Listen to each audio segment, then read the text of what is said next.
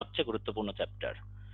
সবচেয়ে গুরুত্বপূর্ণ এই কারণে বলছি যে তোমরা যদি পরিসংখ্যানের দিকে তাকাও তোমরা দেখবে প্রতি বছর এই চ্যাপ্টার থেকে মেডিকেল ভর্তি পরীক্ষায় সাধারণত 3টা 4টা অথবা কখনো কখনো 5টা প্রশ্ন হয়।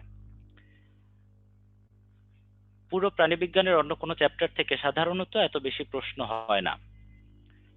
এই চ্যাপ্টারটা খুবই ছোট এবং এই এত ছোট চ্যাপ্টার থেকে এতগুলো প্রশ্ন হয় যার কারণে এই চ্যাপ্টারটা খুব গুরুত্ব দিয়ে পড়লে মোটামুটি 3 or 4 মার্কস একদম শিওরলি পাওয়া যায়। তো এই কারণে আমরা খুব গুরুত্ব দিয়ে আজকের চ্যাপ্টারটা পড়ার চেষ্টা করব। আমি চেষ্টা করব যতটুকু সম্ভব বোঝানোর।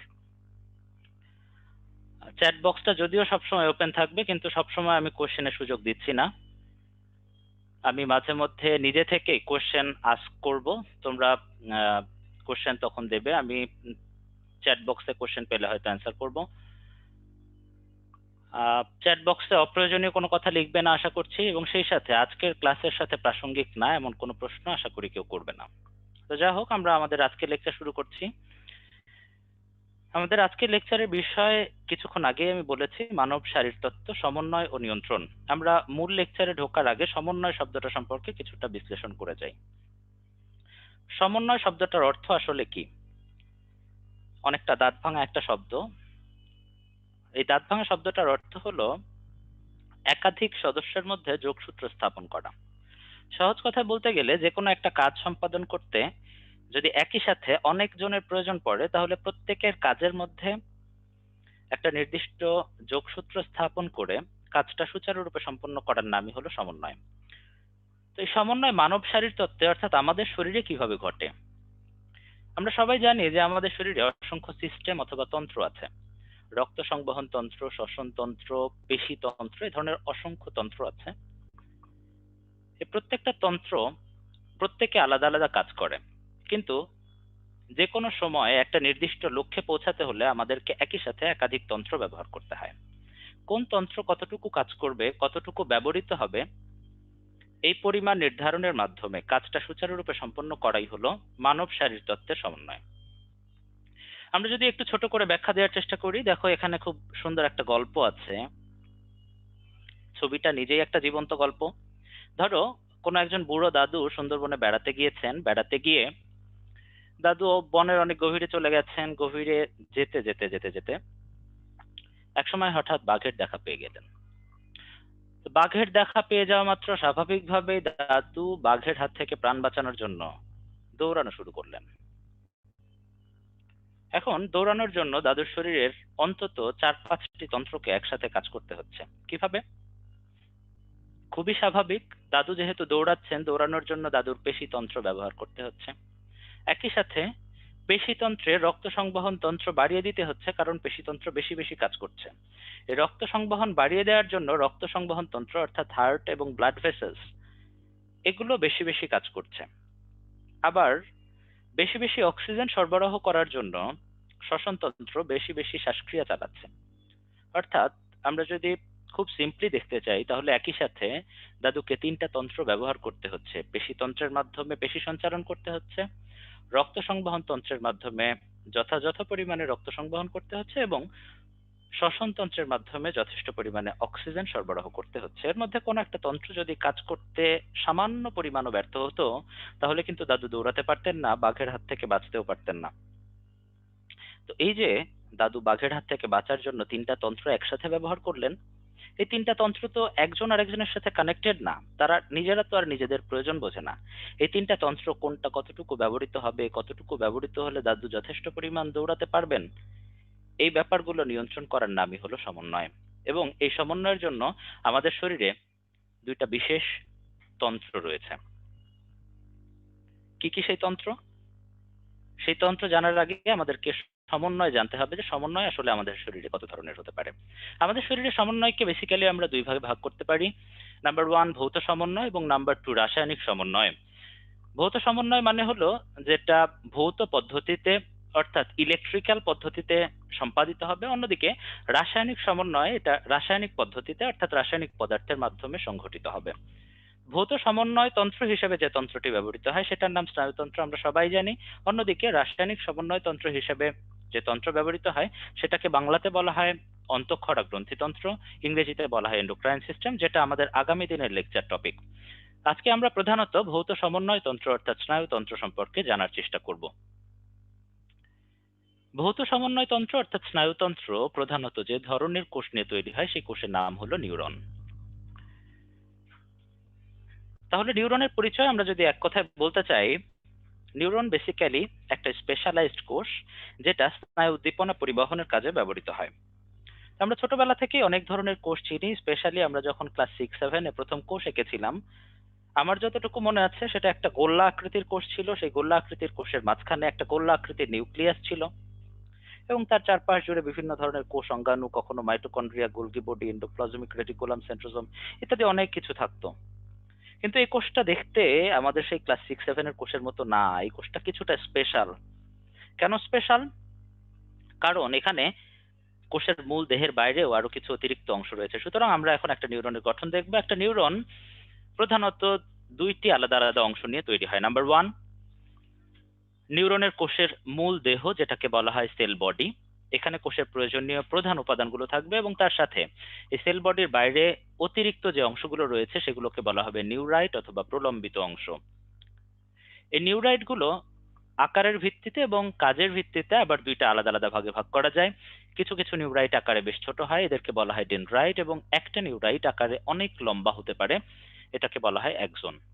সুতরাং সামগ্রিকভাবে আমরা যদি একটা নিউরনের গঠন সম্পর্কে বলি, সেখানে প্রধানত তিনটি অংশ থাকবে। Number 1 sell body, number 2 dendrite and number 3 Axon.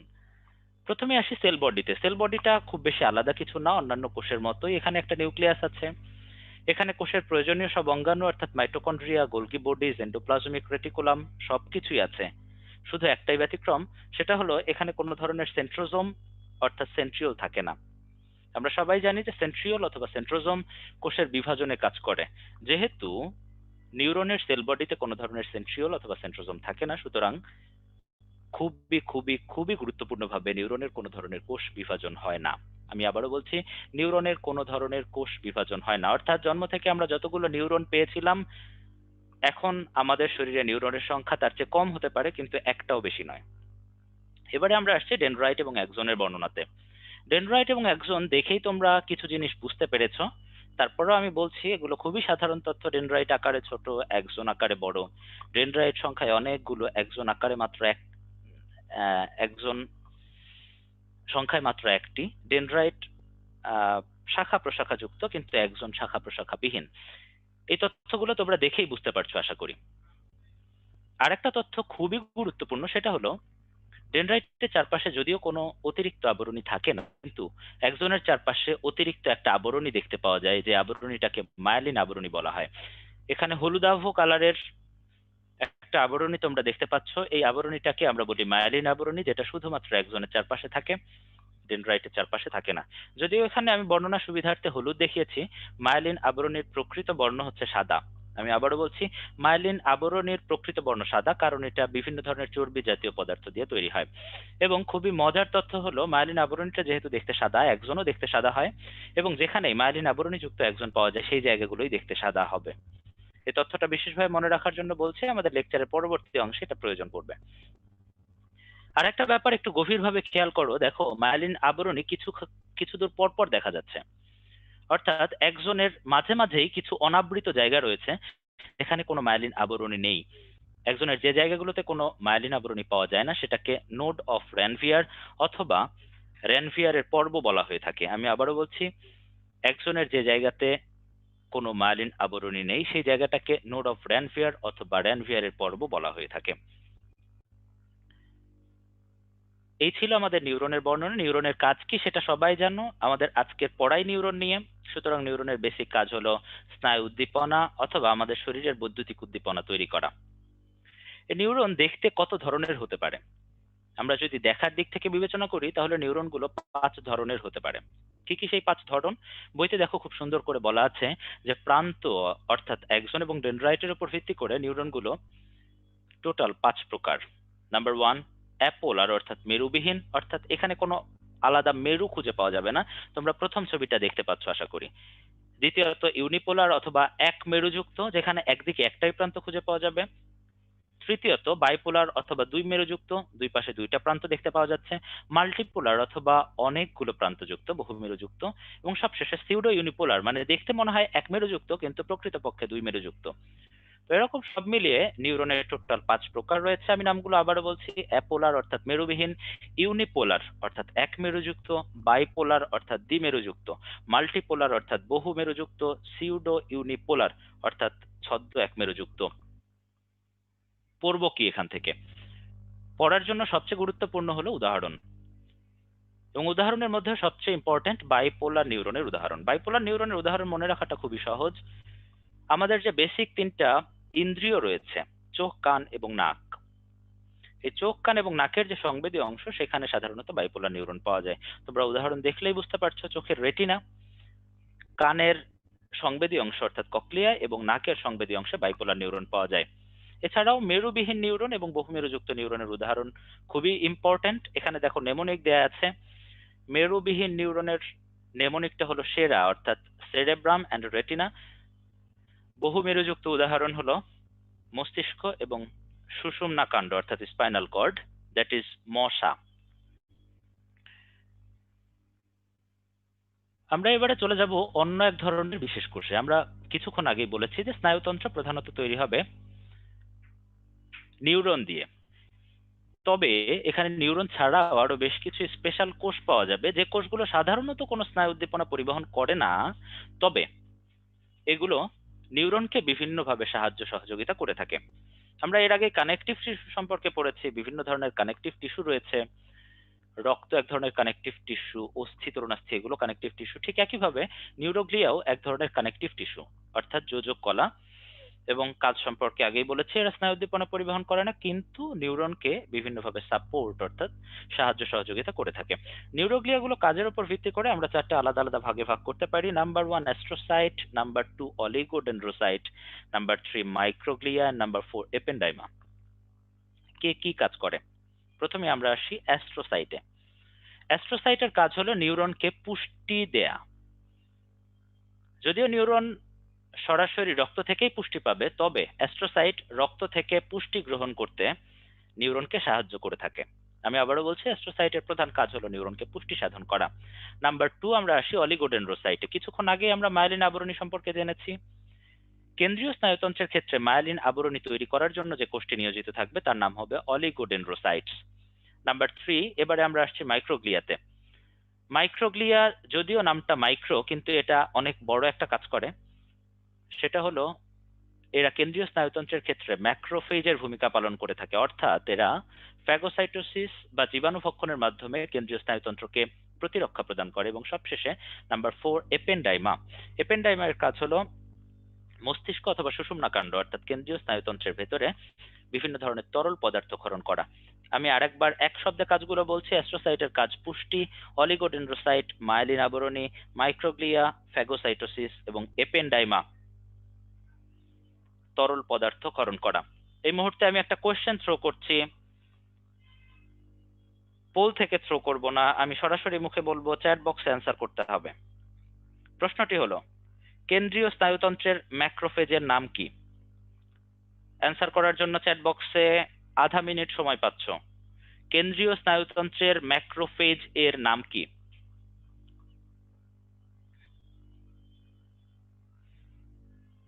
অনেকেই উত্তর দিয়েছে এবং সবগুলো উত্তর সঠিক। সঠিক উত্তর মাইক্রোগ্লিয়া। আমরা এর আগেও জেনেছি ম্যাক্রোফেজ বিভিন্ন জায়গাতে পাওয়া যায় এবং এক এক জায়গায় এক এক নাম হয়। যেমন লিভারের ক্ষেত্রে এটাকে কাফফার কোষ বলা হয়, ফুসফুসের ক্ষেত্রে এটাকে অ্যালভিওলার ম্যাক্রোফেজ বলা হয়। ঠিক একইভাবে মস্তিষ্কের ক্ষেত্রে যে ম্যাক্রোফেজ গুলো বিদ্যমান থাকবে তাদেরকে বলা হবে মাইক্রোগ্লিয়া। তো যাই হোক, আমরা নিউরোগ্লিয়া দেখলাম, আমরা আবারও নিউরনে ফিরে যাচ্ছি। আমরা এবার একটা স্পেশাল টপিক পড়ব যার নাম হলো সিন্যাপস। সিন্যাপস ব্যাপারটা আসলে কি? সিন্যাপসের সহজ বাংলা আমি যদি করি, এটা হবে সংযোগ। সিন্যাপসটা আসলে কি? পাশাপাশি দুইটা নিউরনের মধ্যে সংযোগটাই হলো সিন্যাপস। আমরা কিছুক্ষণ আগেই বলেছি যে আমাদের স্নায়ুতন্ত্র অসংখ্য নিউরন নিয়ে তৈরি হয়। এই অসংখ্য নিউরনের প্রত্যেকটির সাথে পরস্পর সংযুক্ত। কোনো একটা নিউরন সিঙ্গেল আমাদের বডিতে এরকম নাই যেটা অন্যান্য নিউরন থেকে বিচ্ছিন্ন একা একা অবস্থান করে। সবগুলো নিউরনই পরস্পরের সাথে সংযুক্ত, এবং তারা সংযোগের জন্য যে ছোট্ট জায়গাটি বেছে নেয় সেই জায়গাটিকে বলা হয় সিন্যাপস। একটা সিন্যাপসে যদি খুব ভালো করে লক্ষ্য করো, তোমরা এখানে ছবিটা দেখতে পাচ্ছ, এখানে দুইটা নিউরনের প্রয়োজন পড়বে, যে দুইটা নিউরনের মধ্যে সংযোগ সাধিত হবে। সংযোগটা কেন সাধিত হচ্ছে সেটাও খুব ভালো করেই তোমরা বুঝতে পারছো। একটা নিউরন অন্য নিউরনে যেহেতু স্নায়ু উদ্দীপনা পরিবহন করবে, এই স্নায়ু উদ্দীপনা এক নিউরন থেকে অন্য নিউরনে যাওয়ার জন্যই সিন্যাপসের প্রয়োজন পড়ছে। তো স্নায়ু উদ্দীপনা যে নিউরন থেকে চলা শুরু করবে সেই নিউরনটাকে আমরা বলছি প্রিসিন্যাপটিক নিউরন। অর্থাৎ সহজ কথায়, সিন্যাপসের আগে যে নিউরন থাকবে সেটার নাম হবে প্রিসিন্যাপটিক নিউরন, এবং স্নায়ু উদ্দীপনা পরবর্তীতে যে নিউরনে পৌঁছাবে অর্থাৎ সিন্যাপসের পরবর্তী নিউরনটিকে আমরা বলবো পোস্ট সিন্যাপটিক নিউরন। তাহলে presynaptic neuron and post Synaptic neuron, তার সাথে এখানে মাঝখানে খুবই সূক্ষ্ম একটা ফাঁকা জায়গা আছে। তোমরা কেউ দেখতে পাচ্ছ, কেউ হয়তো দেখতেই পাচ্ছ না, এত ছোট ফাঁকা জায়গা। ওপরের ছবিটা দেখো, এখানে খুব সুন্দর বোঝা যাচ্ছে ওপরে একটা প্রিসিন্যাপটিক নিউরন, নিচে পোস্ট সিন্যাপটিক নিউরন, এবং মাঝখানে খুব সরু একটা ফাঁকা জায়গা রয়েছে। এই ফাঁকা জায়গাটাই আমাদের জন্য সবচেয়ে গুরুত্বপূর্ণ। এই জায়গাটাকে বলা হয় সিন্যাপটিক ক্লেফট। সিন্যাপটিক ক্লেফট আমাদের জন্য এই কারণে গুরুত্বপূর্ণ, এর আগে মেডিকেল ভর্তি পরীক্ষায় সম্ভবত 3বার অথবা 4বার সিন্যাপটিক ক্লেফটের দৈর্ঘ্যটা প্রশ্ন হয়েছে। সবারই জানতে খুব ইচ্ছা করছে। সিন্যাপটিক ক্লেফটের দৈর্ঘ্য 20 থেকে 30 ন্যানোমিটার। আমি আবারও বলছি, সিন্যাপটিক ক্লেফটের দৈর্ঘ্য 20 থেকে 30 ন্যানোমিটার। তাহলে সামগ্রিকভাবে আমরা একটা সিন্যাপসকে আবারও যদি সামারাইজ করি, একটা সিন্যাপসে প্রধানত 3টা অংশ থাকবে। একটা প্রিসিন্যাপটিক নিউরন, একটা সিন্যাপটিক ক্লেফট যার দৈর্ঘ্য 20 থেকে 30 ন্যানোমিটার, এবং সবশেষে একটা পোস্ট সিন্যাপটিক নিউরন। এখানে প্রিসিন্যাপটিক নিউরনের ভেতরে কিছু অতিরিক্ত অংশ তোমরা লক্ষ্য করছো। এই অতিরিক্ত অংশগুলো আসলে কি? ভেতরে মনে হচ্ছে নীল নীল চিনির দানা, চারপাশ জুড়ে একটা থলে, এগুলো আসলে কি? এই থলেটার নাম হলো সিন্যাপটিক ভেসিকল। এটা একটা কোষাঙ্গাণু। ভেসিকল নামটা তোমরা আগেও শুনেছো।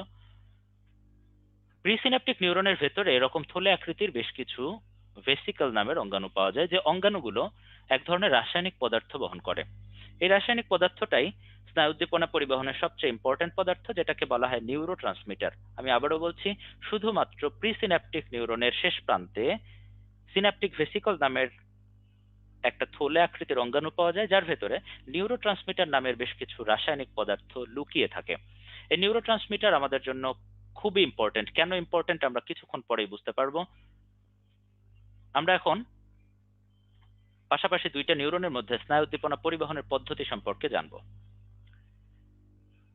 পাশের এত হিজিবিজি লেখার দিকে তাকানোর দরকার নাই, কেউ চাইলে মন দিয়ে পড়তে পারো। মূলত আমার কথার দিকে খেয়াল করো, সেই সাথে আমার এখানে লেজার পয়েন্টারটার দিকে খেয়াল করো, আমি কি ইন্ডিকেট করতে চাই। আমরা এখানে সিনাপসের যে বেসিক ম্যাজিক, অর্থাৎ সিনাপসের মধ্যে দিয়ে যে মূল কাজটা ঘটবে, স্নায়ু উদ্দীপনা পরিবহন হবে, সেটার পদ্ধতি খুব সংক্ষেপে দেখানোর চেষ্টা করেছি। সেটা আসলে কিভাবে হয়। স্নায়ু উদ্দীপনা এক ধরনের বৈদ্যুতিক উদ্দীপনা, আমরা সবাই জানি। সেই বৈদ্যুতিক উদ্দীপনা যখন প্রিসিন্যাপটিক নিউরনে পৌঁছে, তখন এর চারপাশের ঝিল্লিতে বেশ কিছু দরজা খুলে যায়। কার জন্য দরজা খুলে যাবে? তোমরা সবাই দেখতে পাচ্ছ, ক্যালসিয়াম আয়নের জন্য দরজা খুলে যাবে। অর্থাৎ প্রিসিন্যাপটিক নিউরনের ভেতরে ক্যালসিয়াম আয়ন প্রবেশ করবে। এই ক্যালসিয়াম আয়ন কোষে প্রবেশ করা মাত্র কোষের ভেতরে বেশ কিছু বাস্ট আউট ঘটবে, যে বাস্ট আউটের ফলে ভেতর থেকে সিনাপটিক ভেসিকল গুলো ফেটে নিউরোট্রান্সমিটার গুলো সিনাপটিক ক্লেফটে উন্মুক্ত হয়ে পড়বে। নিউরোট্রান্সমিটার গুলো সিনাপটিক ক্লেফটে ভাসতে ভাসতে একসময় এসে পোস্ট সিনাপটিক নিউরনের ট্রান্সমিটার গুলো পোস্ট সিনাপটিক নিউরনের ঝিল্লিতে সংযুক্ত হয়ে গেল। তখনই এখানে আরো বেশ কিছু দরজা খুলে যাবে। তোমরা আশা করি সবাই দেখতে পাচ্ছ, এই দরজা দিয়ে বেশ কিছু ধনাত্মক আয়ন, কি সবারই জানার জন্য আগ্রহ জেগেছে। এই ধনাত্মক আয়নটার নাম হলো সোডিয়াম আয়ন। তোমরা সবাই চেনো সোডিয়াম প্লাস যে আয়নটা আছে, একক ধনাত্মক সোডিয়াম আয়ন। সেই একক ধনাত্মক সোডিয়াম আয়ন পোস্ট সিনাপটিক নিউরনের ভেতরে প্রবেশ করলো।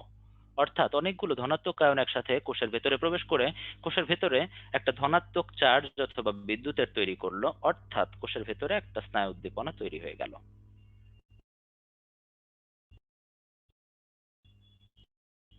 অনেকগুলো কথা বলে ফেলেছি, হয়তো অনেকের মাথায় প্রধান 3-4টা কথা আবার রিপিট করছি। নাম্বার 1, প্রিসিন্যাপটিক নিউরনে স্নায়ু উদ্দীপনা যখনই এসে পৌঁছাবে, তখন এখানে ক্যালসিয়াম আয়নের দরজা খুলে যাবে, অর্থাৎ প্রিসিন্যাপটিক নিউরনে ক্যালসিয়াম আয়ন প্রবেশ করবে, নিউরোট্রান্সমিটার বাইরে বের হয়ে আসবে, নিউরোট্রান্সমিটারের প্রভাবে পোস্ট সিন্যাপটিক নিউরনের ভেতরে সোডিয়াম আয়ন প্রবেশ করবে। এই দুইটা আয়নই এখানে গেম চেঞ্জার। সোডিয়াম আয়নটা যখনই প্রবেশ করবে পোস্ট সিন্যাপটিক নিউরনের ভেতরে, তখনই এখানে স্নায়ু উদ্দীপনাটা পরিবাহিত হয়ে গেল। অর্থাৎ আমরা এখানে যদি ইনফরমেশনের দিকে খেয়াল করি, আমাদের বেসিক দুইটা ইনফরমেশন এখান থেকে মনে রাখার মতো আছে। একটা হলো প্রি সিন্যাপটিক নিউরনে কোন আয়ন প্রবেশ করবে, উত্তর ক্যালসিয়াম। অন্যটি হলো পোস্ট সিন্যাপটিক নিউরনে কোন আয়ন প্রবেশ করবে, উত্তর অবশ্যই অবশ্যই সোডিয়াম।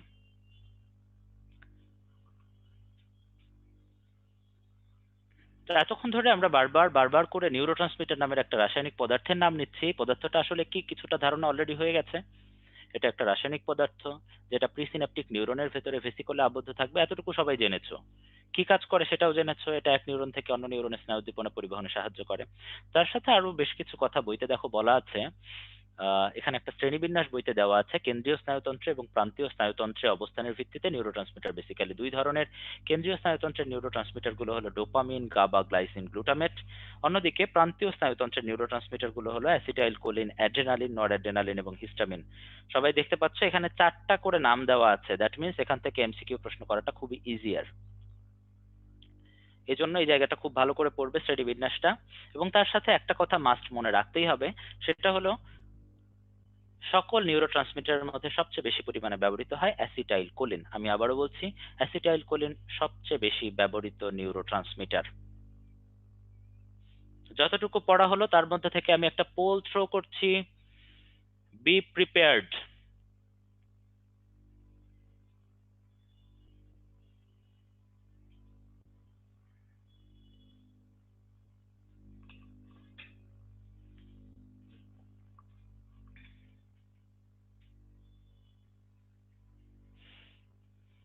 পোলের টাইম 20 সেকেন্ড, তার মধ্যে 13 সেকেন্ড ইতিমধ্যে অতিক্রান্ত। আমি 20 সেকেন্ডে পোল এন্ড করে দিব, দেখা যাক কারা জিততে পারে। And the pole.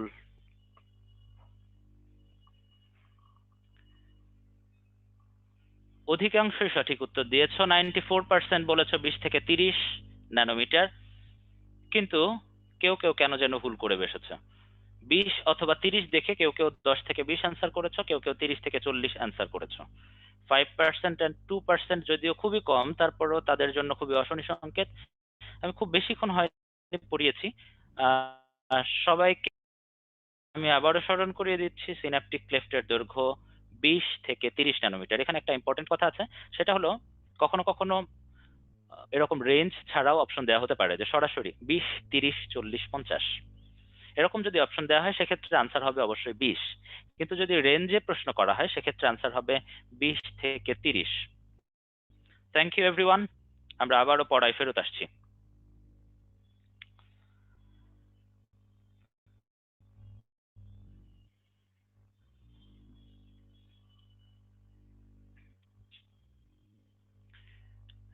যতটুকু পড়ানো হলো তার মধ্যে থেকে আমি এখন কোশ্চেন নিতে পারি, কিন্তু খুব বেশি সময়ের জন্য না।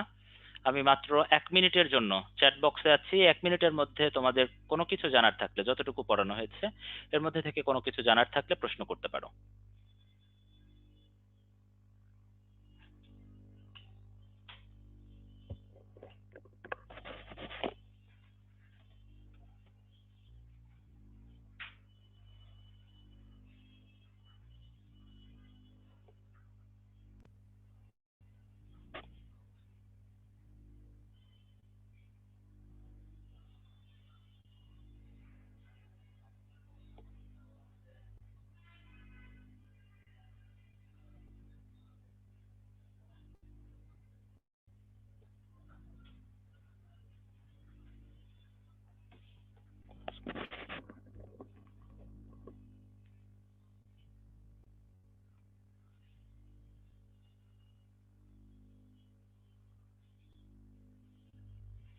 চ্যাট বক্সে আমি অসংখ্য প্রশ্ন দেখতে পাচ্ছি, খুব বেশিক্ষণ আমি উত্তর দিতে পারবো না, তারপরও আমি কিছু কিছু প্রশ্নের উত্তর দিচ্ছি।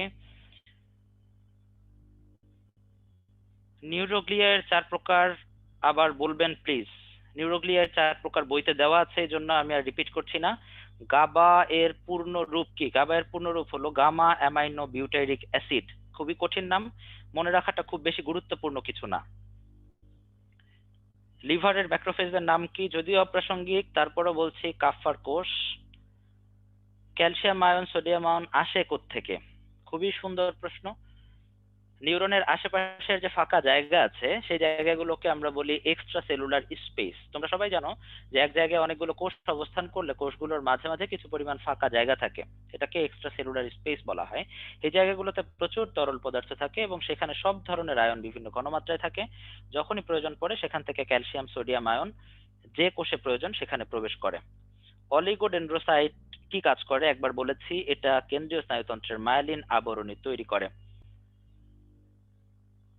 সিন্যাপসের কাজ কি সেটাই এতক্ষণ ব্যাখ্যা করছিলাম। সিন্যাপস এক নিউরন থেকে অন্য নিউরনে তথ্য পরিবহনের কাজে ব্যবহৃত হয়।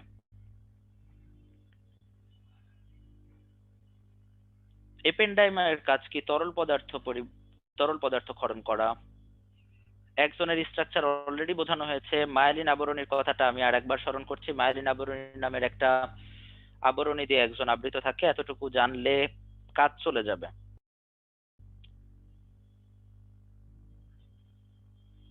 আপাতত এতটুকুই, আমি আর কোনো প্রশ্ন নিচ্ছি না।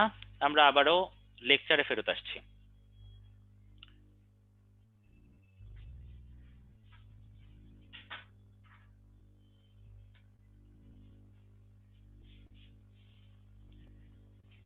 আমরা আর একটা কুইজ টাইম দিচ্ছি। এটা কোনো পোল না, সবাই জাস্ট ABCD লিখে চ্যাট বক্সে অ্যান্সার করো। সবচেয়ে বেশি ব্যবহৃত নিউরোট্রান্সমিটার কোনটি? মাত্রই পড়ানো হয়েছে। অলরেডি অনেকগুলো অ্যান্সার আমি দেখতে পাচ্ছি, সবাই সঠিক উত্তর দিয়েছো। সঠিক উত্তর হলো ডি, অ্যাসিটাইল কোলিন। যাই হোক, আমরা এতক্ষণ যে অংশগুলো পড়লাম সেটা খুব সুন্দর সামারাইজ করা আছে এই ছবিতে। আমরা এতক্ষণ ধরে নিউরন, নিউরোগ্লিয়াল সেল, সিন্যাপস সম্পর্কে জেনেছি। নিউরনের গঠন, সিন্যাপসের কাজ, নিউরোগ্লিয়ার কাজ সবকিছুই আমরা জেনেছি। সামগ্রিকভাবে এই neuron, neuroglial cell, synapse, neurotransmitter সবকিছু মিলিয়ে এখন যে সুবিশাল তন্ত্রটি তৈরি হলো, সেই তন্ত্রটির নাম হলো স্নায়ুতন্ত্র, যেটা আমরা শুরু থেকে বলে আসছিলাম। এই স্নায়ুতন্ত্রকে অবস্থানের উপর ভিত্তি করে আমরা প্রধানত দুইটা আলাদা আলাদা ভাগে ভাগ করতে পারি। নাম্বার 1 কেন্দ্রীয় স্নায়ুতন্ত্র এবং নাম্বার 2 প্রান্তীয় স্নায়ুতন্ত্র। কেন্দ্রীয় স্নায়ুতন্ত্র তৈরি হয় আমাদের দেহের কেন্দ্রীয় অংশে থাকা দুইটা বড় বড় অঙ্গ নিয়ে, যার একটার নাম মস্তিষ্ক হলে পরের অংশটার নাম সুষুম্না কাণ্ড। এবং প্রান্তীয় স্নায়ুতন্ত্র তৈরি হয় বেশ কিছু স্নায়ু নিয়ে, যার মধ্যে 12 জোড়ার নাম হবে করটিক স্নায়ু এবং বাকি 31 জোড়ার নাম হবে সুষুম্না স্নায়ু। খুব সহজেই তোমরা বুঝতে পারছো যেগুলো স্নায়ু সেগুলো মস্তিষ্ক থেকে তৈরি হবে এবং যেগুলো সুষুম্না স্নায়ু সেগুলো সুষুম্না কাণ্ড থেকে তৈরি হবে। তাহলে মস্তিষ্ক এবং সুষুম্না কাণ্ড এরা কেন্দ্রীয় স্নায়ুতন্ত্র তৈরি করবে এবং এখান থেকে যত স্নায়ু সারা শরীরে ছড়িয়ে পড়বে তারা একসাথে মিলিয়ে প্রান্তীয় স্নায়ুতন্ত্র তৈরি করবে। এই প্রান্তীয় স্নায়ুতন্ত্র কাজের উপর ভিত্তি করে আবারও দুই ভাগে ভাগ করা যায়। কি ধরনের কাজের উপর ভিত্তি করে? সেটা হলো কাজটা আমাদের ইচ্ছায় ঘটছে নাকি অনিচ্ছায় স্বয়ংক্রিয়ভাবে ঘটছে, তার উপর ভিত্তি করে প্রান্তীয় স্নায়ুতন্ত্রকে আমরা দুই ভাগে ভাগ করছি। আমাদের ঐচ্ছিক ব্যাপার স্যাপার, অর্থাৎ আমি এই যে কথা বলছি, হাঁটতে ইচ্ছা করলে হাঁটছি, এই ধরনের ঐচ্ছিক ব্যাপার নিয়ন্ত্রণ করে যে স্নায়ুতন্ত্র তার নাম ঐচ্ছিক স্নায়ুতন্ত্র। এবং যে অংশ আমাদের ইচ্ছার বাইরে নিজে নিজে কাজ করে, যেমন হার্ট বিট করছে সব সময়, ফুসফুস সংকোচন প্রসারণ করছে, এই ব্যাপারগুলো যেহেতু স্বয়ংক্রিয়ভাবে ঘটছে সেহেতু এদের নিয়ন্ত্রক স্নায়ুতন্ত্রের নাম হবে স্বয়ংক্রিয় স্নায়ুতন্ত্র। এই স্বয়ংক্রিয় স্নায়ুতন্ত্র আবার দুইটা বিপরীত ধরনের আলাদা আলাদা অংশ নিয়ে তৈরি হয়, যার একটা অংশের নাম সিম্প্যাথেটিক আর একটা অংশের নাম প্যারাসিম্প্যাথেটিক। এই ব্যাপারটা সম্পর্কে সবারই কম বেশি কৌতূহল থাকে, এই জন্য খুব ছোট্ট করে বলছি। সিম্প্যাথেটিক এবং প্যারাসিম্প্যাথেটিক প্রত্যেকটা স্বয়ংক্রিয় কাজে বিপরীত কাজ করে। জাস্ট ফর এক্সাম্পল, আমরা যদি হৃদস্পন্দনের ক্ষেত্রে কল্পনা করি, সেক্ষেত্রে সিম্প্যাথেটিক অংশটা হৃদস্পন্দন বাড়িয়ে দেয়, প্যারাসিম্প্যাথেটিক অংশ হৃদস্পন্দন কমিয়ে দেয়। যদি দুইটা ব্যালান্স থাকে তাহলে হৃদস্পন্দন স্বাভাবিক। যদি সিম্প্যাথেটিক অংশটা বেশি কাজ করে তাহলে হৃদস্পন্দন বেশি, যদি প্যারাসিম্প্যাথেটিক অংশ বেশি কাজ করে তাহলে হৃদস্পন্দন কম। খুবই সিম্পল। এভাবে প্রত্যেকটা স্বয়ংক্রিয় কার্যকলাপের ক্ষেত্রে সিম্প্যাথেটিক এবং প্যারাসিম্প্যাথেটিক দুইটা বিপরীত কাজ করবে। এই ছকের মধ্যে সবচেয়ে গুরুত্বপূর্ণ যে অংশটা সেটা হলো সিম্প্যাথেটিক স্নায়ুতন্ত্র শুধুমাত্র সুষুম্না স্নায়ু দিয়ে তৈরি হয়েছে। তোমরা খুব ভালো করে খেয়াল করো, সিম্প্যাথেটিক যে জায়গাটা দেখিয়েছি সেটা শুধুমাত্র সুষুম্না স্নায়ু দিয়ে তৈরি হয়েছে। আমরা কিছুক্ষণ আগেই বলেছিলাম যে আমাদের প্রান্তীয় স্নায়ুতন্ত্রের যত অংশ রয়েছে সেই অংশগুলো একই সাথে করটিক এবং সুষুম্না দুইটা মিক্স আপ হয়ে তৈরি হওয়ার কথা, কিন্তু সিম্প্যাথেটিক অংশটাই কিছুটা ব্যতিক্রম। এটা শুধুমাত্র সুষুম্না স্নায়ু দিয়ে তৈরি হয়। আশা করি সবাই বুঝতে পেরেছো। এখান থেকে একটা এমসিকিউ প্রশ্ন হলেও হতে পারে। যাই হোক, আমরা প্রথমে কেন্দ্রীয় স্নায়ুতন্ত্রটা দেখব, পরে প্রান্তীয় স্নায়ুতন্ত্র সম্পর্কে কিছু তথ্য জানার চেষ্টা করব। প্রথমে আমরা আসছি কেন্দ্রীয় স্নায়ুতন্ত্রের দুইটা আলাদা আলাদা অংশে। আমরা কিছুক্ষণ আগে বলেছি কেন্দ্রীয় স্নায়ুতন্ত্রের প্রধান দুইটা অংশ মস্তিষ্ক এবং সুষুম্না কাণ্ড। ইংরেজিতে তোমরা বলো ব্রেইন অ্যান্ড স্পাইনাল কর্ড। এই ব্রেইন এবং স্পাইনাল কর্ড কিন্তু আমরা যখন আহ মায়ের গর্ভে ধীরে ধীরে বড় হচ্ছিলাম প্রথম দিকটায় ছিল না। একটা বাচ্চা যখন মায়ের গর্ভে প্রথম ভ্রূণ অবস্থায় থাকে তখন তার শরীরে কোনটা হাত, কোনটা পা, কোনটা মস্তিষ্ক, কোনটা স্পাইনাল কর্ড এই ধরনের কোনো আলাদা বিন্যাস থাকে না। আমরা সবাই জানি ভ্রূণের একদম প্রাথমিক অবস্থায় আমরা সবাই একটোডার্ম, এন্ডোডার্ম আর মেসোডার্মের মধ্যে বিন্যস্ত থাকি। এই কোষীয় স্তরগুলো পরবর্তীতে ধীরে ধীরে বিভাজিত হতে হতে হতে হতে একসময় সকল অঙ্গ তৈরি করে। আমাদের কেন্দ্রীয় স্নায়ুতন্ত্র প্রধানত তৈরি হয় একটোডার্ম থেকে। আমি আবারও বলছি, খুব ইম্পর্টেন্ট ইনফরমেশন, কেন্দ্রীয় স্নায়ুতন্ত্র প্রধানত তৈরি হবে ভ্রূণীয় একটোডার্ম থেকে। কিভাবে তৈরি হবে বইতে অল্প কিছুটা ব্যাখ্যা আছে, আমি জাস্ট ইনফোগুলা বলে যাচ্ছি। ভ্রূণের যে একটোডার্ম অংশ আছে সেটার কিছু কোষ বিভাজিত হয়ে নিউরাল টিউব নামের একটা নালী আকৃতির গঠন তৈরি করে। এই নালী আকৃতির গঠনটাই পরবর্তীতে পরিস্ফুটিত হয়ে পরিপূর্ণ রূপ পেয়ে ওপরের দিকটায় মস্তিষ্ক এবং নিচের দিকটায় সুষুম্না কাণ্ড তৈরি করে। খুবই ইম্পর্টেন্ট ইনফরমেশন, আবারও বলছি দুইটা ইনফরমেশনই। স্নায়ুতন্ত্র তৈরি হবে ভ্রূণের একটোডার্ম স্তর থেকে এবং কেন্দ্রীয় স্নায়ুতন্ত্র তৈরি হবে যে টিউব থেকে তার নাম নিউরাল টিউব। বইতে কেন্দ্রীয় স্নায়ুতন্ত্রের ব্যাখ্যায় যাওয়ার আগে আরো একটা ইনফরমেশন দেয়া আছে, খুবই গুরুত্বপূর্ণ ইনফরমেশন এটা, সেটা হলো মেনিনজেস।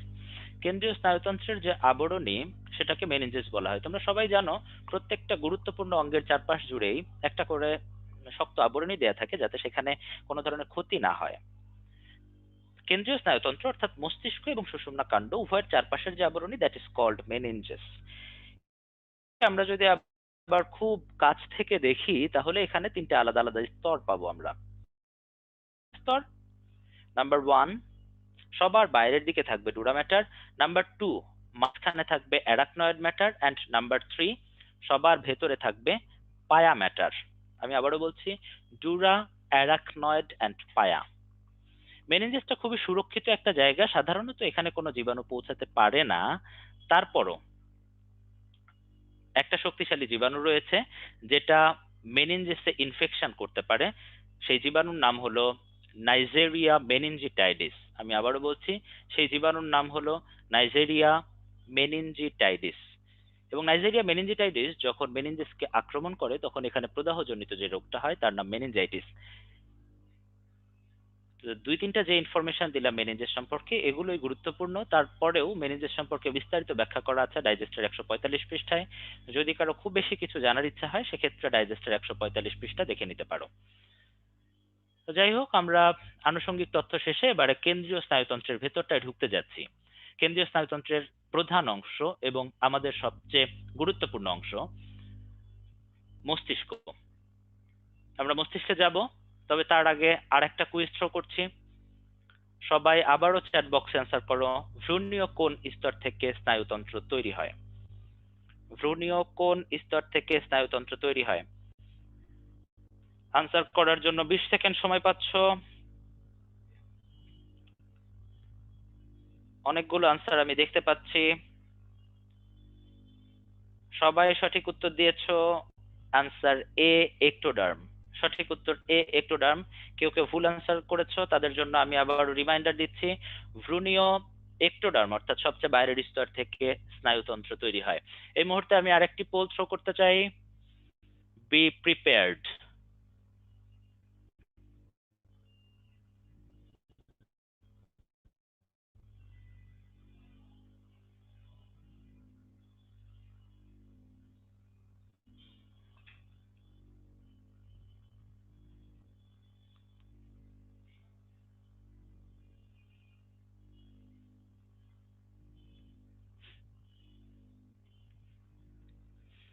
পোলের জন্য আমি 20 সেকেন্ড সময় রাখবো, 20 সেকেন্ডের মধ্যে আনসার করতে হবে। হাড্ডাহাড্ডি লড়াই দেখতে পাচ্ছি।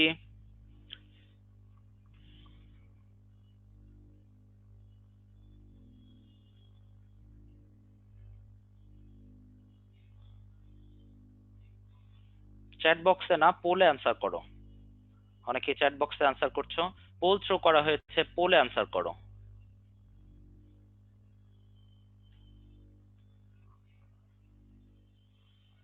আমি পোলটা এন্ড করছি।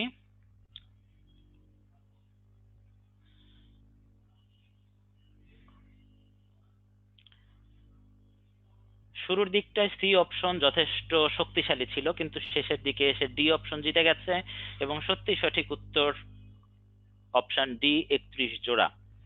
একদম শুরুর দিকে, একদম শুরুতে যারা আনসার করেছো তাদের অধিকাংশ 31টি আনসার করেছো।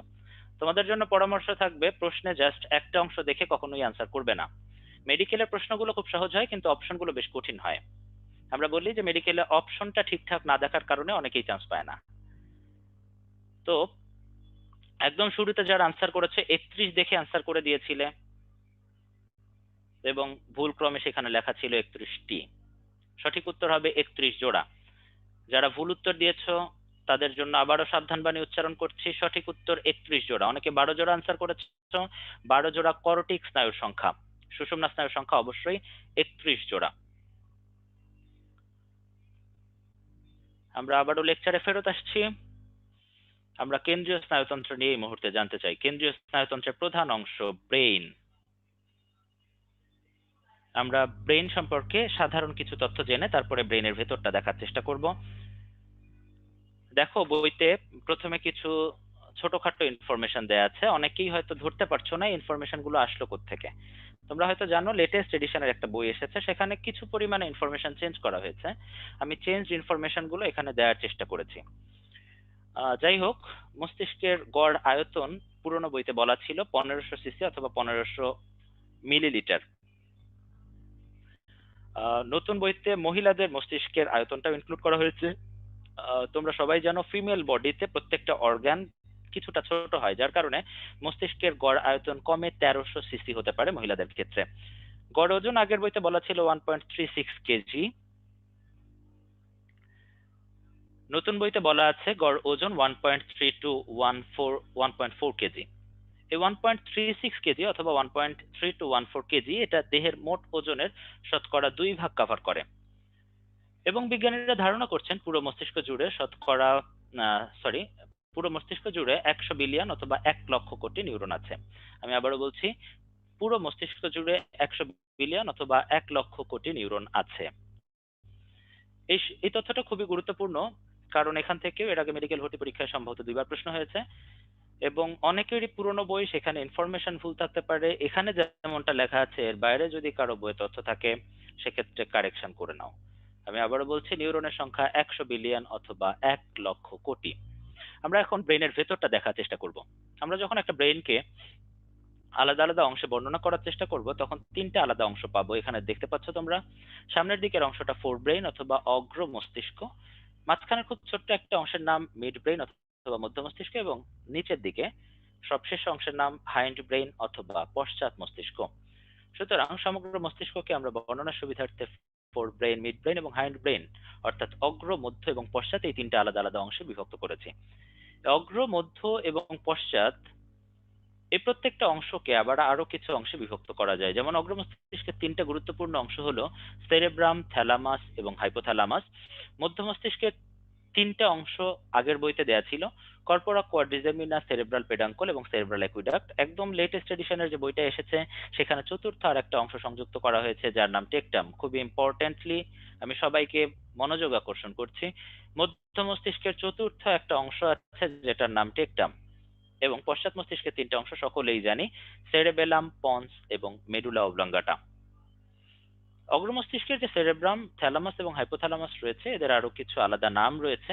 আমরা সবাই জানি, অথবা হয়তো অনেকেই জানি না, মস্তিষ্কের একটা ল্যাটিন পরিভাষা রয়েছে যেটাকে এনসেফালন বলা হয়। অর্থাৎ মস্তিষ্কের যে কোনো অংশকে আমরা এনসেফালন হিসেবে নামকরণ করতে পারবো।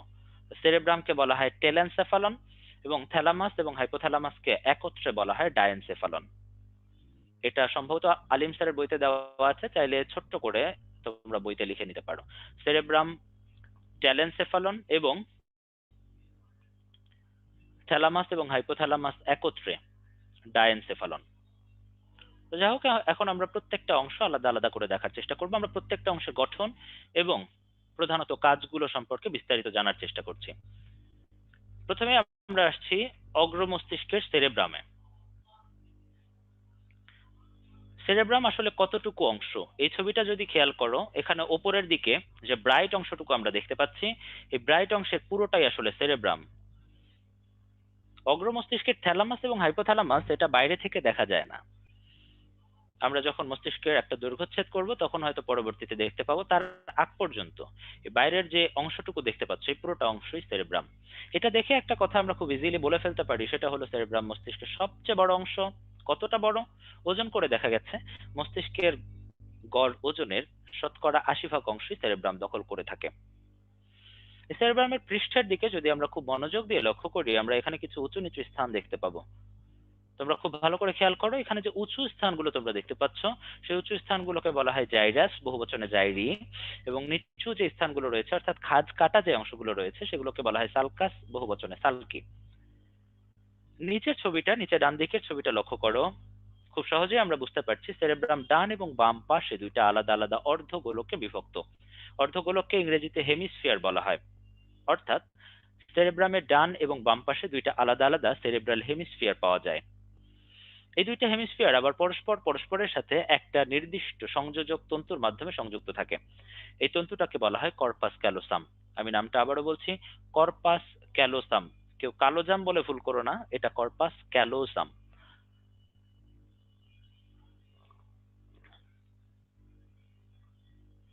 আমরা যদি জাইরাস এবং সালকাস গুলো খুব মনোযোগ দিয়ে লক্ষ্য করি, সেক্ষেত্রে সালকাসের মাধ্যমে আমরা এক একটা সেরেব্রাল হেমিস্ফিয়ারকে 4টা অথবা 5টা আলাদা আলাদা খণ্ডে বিভক্ত অবস্থায় দেখতে পাবো। কি কি সেই খণ্ডগুলো? সেই খণ্ডগুলো এক একটা অস্থির নিচে বসে থাকে। আমরা সবাই অস্থি চ্যাপ্টারে পড়ে এসেছি যে মাথার খুলির অস্থিগুলো হলো ফ্রন্টাল, অক্সিপিটাল, প্যারাইটাল এবং টেম্পোরাল। এই অস্থি বরাবর সেরেব্রামের যে অংশটা থাকে সেই ছোট ছোট অংশগুলোকে এক একটা লোব নামে নামকরণ করা হয়েছে। সামনের দিকে ফ্রন্টাল লোব, পেছনে অক্সিপিটাল লোব, উপরে প্যারাইটাল লোব এবং নিচে টেম্পোরাল লোব। এখানে পঞ্চম আরেকটি লোবের কথা অনেক বিজ্ঞানী বলে থাকেন, যাকে লিম্বিক লোব বলা হয়ে থাকে। লিম্বিক লোবটা বেসিক্যালি বাইরে থাকে না, এটা ভেতরের দিকে থাকে। আমরা যদি টেম্পোরাল লোবটা এবং প্যারাইটাল লোবটা দুইটা আলাদা করতে পারি, ডিফারেন্সিয়েট করতে পারি, ভেতরের দিকে ঢুকলে আমরা লিম্বিক লোব দেখতে পাবো। যাদের কাছে পুরনো বই তারা কিছুটা কনফিউজড হচ্ছ। আসলে লোবের ব্যাপারটা এটা একটা মিউজিক্যাল চেয়ারের মতো। একবার মানে কোন এক এডিশনের বইতে 5 লেখা হয়, কোন এডিশনের বইতে 4 লেখা হয়। আমরা নিজেরা যখন পড়েছি তখন 5টা লোব পড়েছি, তারপরে তোমাদের বইতে 4টা লোব ছিল, লেটেস্ট এডিশনের বইটাতে আবার দেখলাম 5টা লোব বলা হয়েছে। তো প্রশ্ন যেহেতু লেটেস্ট এডিশনের বই থেকে হবে, অবশ্যই তোমরা 5টা লোব হিসেবেই জানবে এবং পঞ্চম লোবটার নাম মনে রাখবে। পঞ্চম লোবটির নাম হলো লিম্বিক লোব। বাইরে থেকে আমরা সেরেব্রামে আর তেমন কিছু দেখতে পাচ্ছি না, আমরা এখন সেরেব্রামের ভেতরটা দেখার চেষ্টা করব। সেরেব্রামকে যদি আমরা সামনে পেছনে দুইটা ভাগে ভাগ করে ফেলি, অর্থাৎ দৈর্ঘ্যচ্ছেদ করে ফেলি, সেক্ষেত্রে সেরেব্রামের বাইরে এবং ভেতরের দিকে দুইটা আলাদা আলাদা গঠন আমরা দেখতে পাবো। আমরা দেখতে পাবো বাইরের দিকের অংশটা গাঢ় ধূসর বর্ণের এবং ভেতরের অংশটা সাদা বর্ণের। গাঢ় ধূসর বর্ণের এই অংশটাকে বলা হয় গ্রে ম্যাটার, ভেতরের সাদা অংশটাকে বলা হয় হোয়াইট ম্যাটার।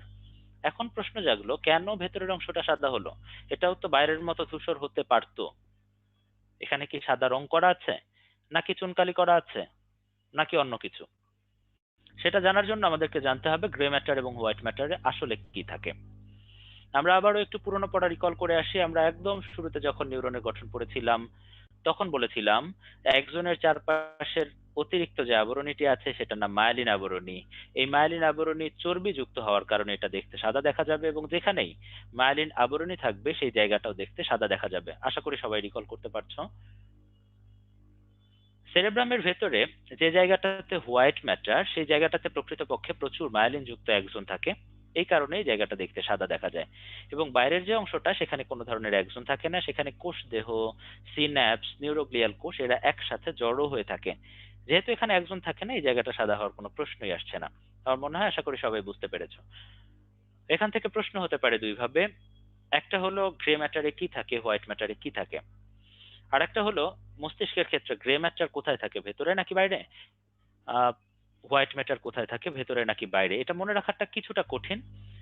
খুব সহজ একটা বুদ্ধি আছে, আমরা মনে রাখতাম কোকোনাট দিয়ে। কোকোনাট মানে নারকেল, সবাই জানো। তো মস্তিষ্ক অনেকটাই নারকেলের মতো গোল, এবং আমরা জানি যে নারকেলের বাইরের দিকটা ধূসর থাকে, ভেতর দিকটা সাদা থাকে। একইভাবে মস্তিষ্ক বাইরের দিকে ধূসর গ্রে ম্যাটার নিয়ে তৈরি হয় এবং ভেতর দিকে সাদা হোয়াইট ম্যাটারে গঠিত হয়। আমার মনে হয় তোমাদের মনে রাখার জন্য এটা কিছুটা সহজ হবে। সেরেব্রামের গঠনে আর তেমন ইম্পর্টেন্ট কিছু নেই, আমরা এবার চলে যাব সেরেব্রামের কাজে। সেরেব্রামের কাজ সম্পর্কে যদি বলতে চাই, একটা কথাই বলতে পারি আমরা, সেরেব্রাম আমাদের মাস্টার মাইন্ড হিসেবে কাজ করে। আমি আবারও বলছি, সেরেব্রাম আমাদের মাস্টার মাইন্ড হিসেবে কাজ করে। মানে কি?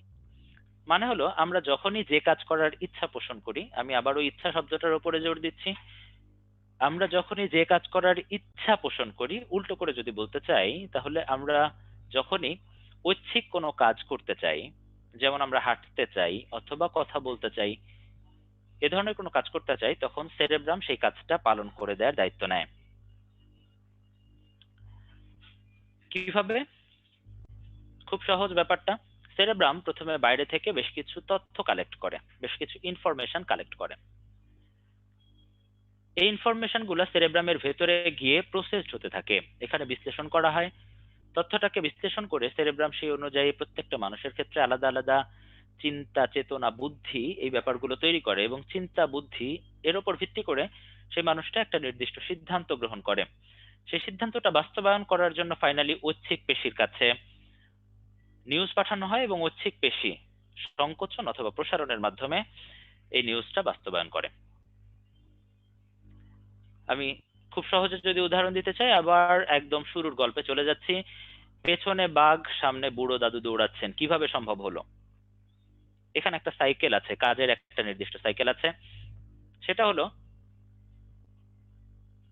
প্রথমেই বাঘকে দেখার জন্য চোখ ব্যবহার করতে হয়েছে। চোখ বাঘের ছবিটা কালেক্ট করে সেটা আমাদের মস্তিষ্কের সেরেব্রামে পাঠিয়ে দিয়েছে। দ্যাট মিনস মস্তিষ্কের ফার্স্ট কাজ হলো বাইরে থেকে ইনফরমেশন কালেক্ট করা। সেরেব্রাম বাঘের ছবিটা বিশ্লেষণ করছে, বিশ্লেষণ করে সেরেব্রাম বুঝতে পেরেছে যে এটা একটা বাঘ, এটা আমাদের জন্য ক্ষতিকর, বাঁচতে হলে পালাতে হবে।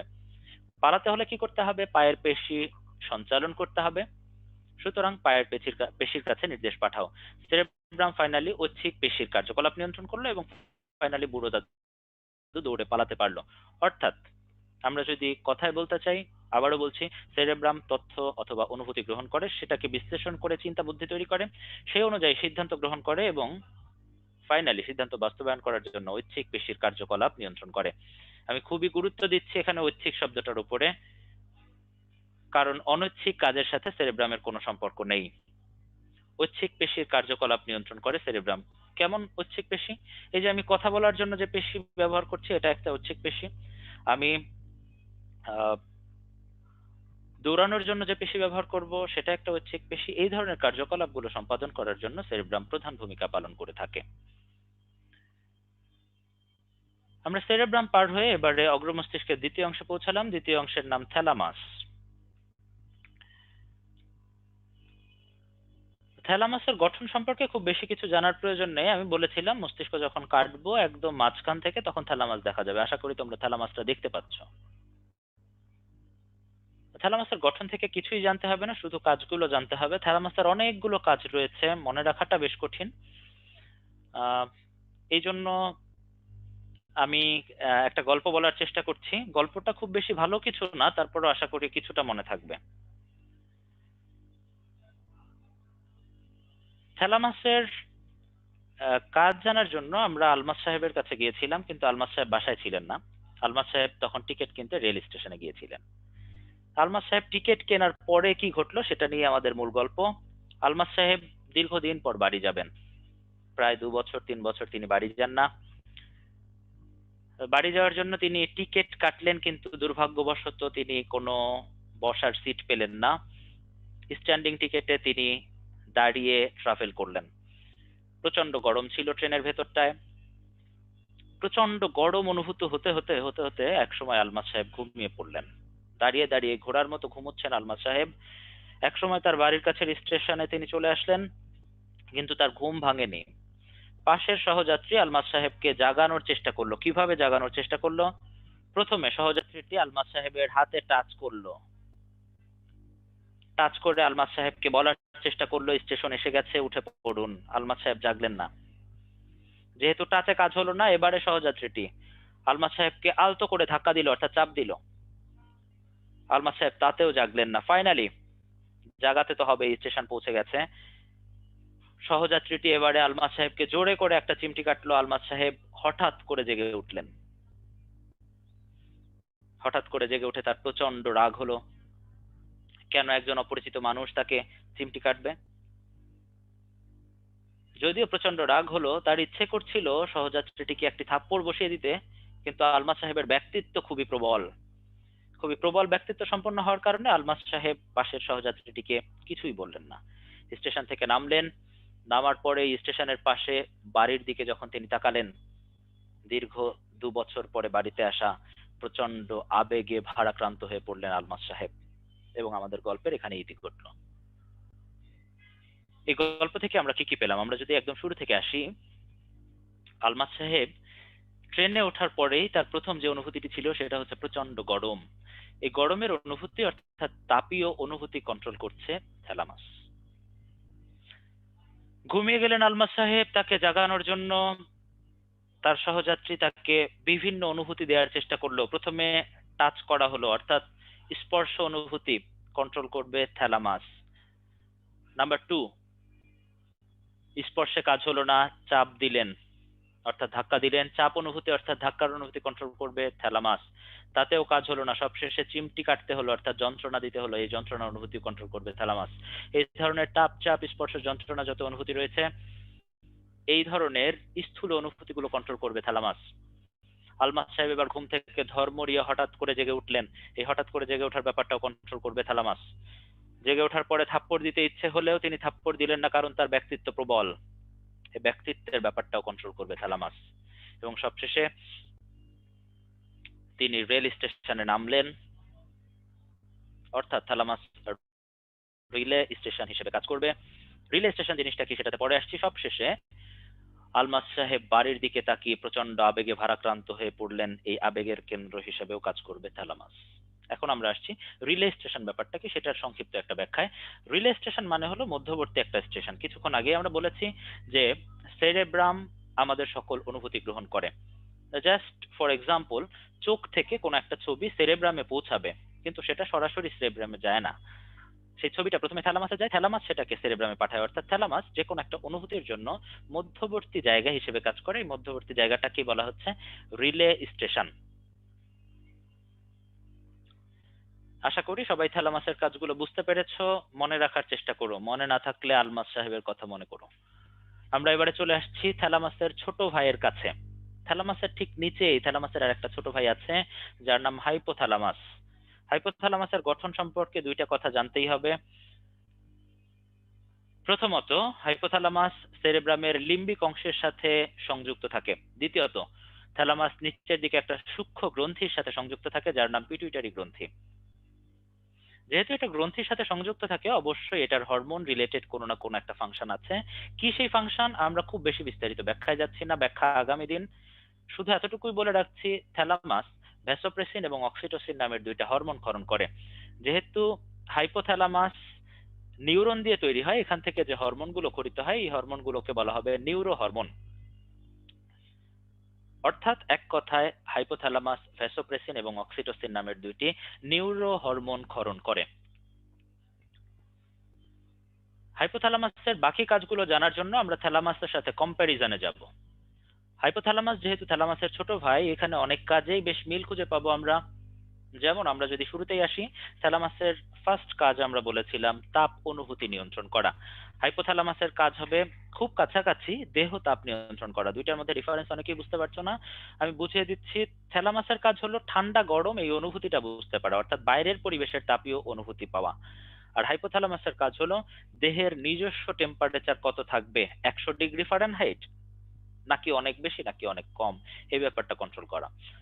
থ্যালামাসের পরবর্তী কাজ আমরা পড়েছিলাম, থ্যালামাস স্থূল অনুভূতি নিয়ন্ত্রণ করবে, অর্থাৎ চাপ, স্পর্শ, যন্ত্রণা এই অনুভূতিগুলো কন্ট্রোল করবে।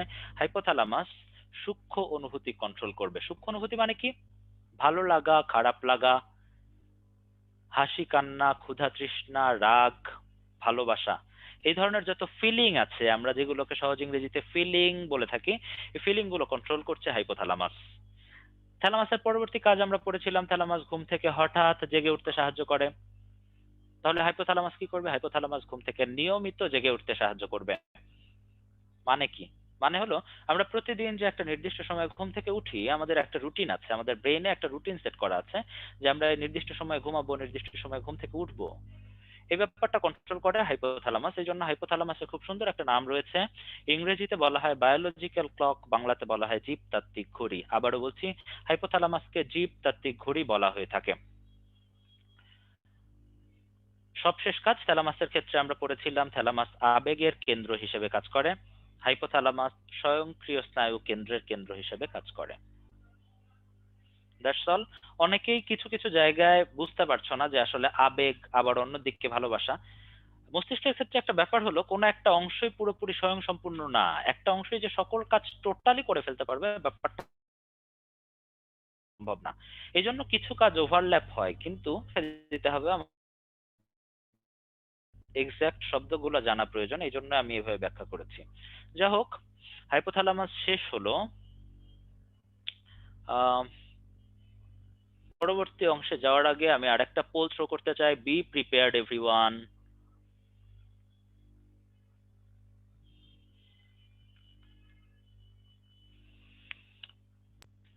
পোল লঞ্চ করা হয়েছে, 20 সেকেন্ড চলবে, দ্রুত আনসার করো।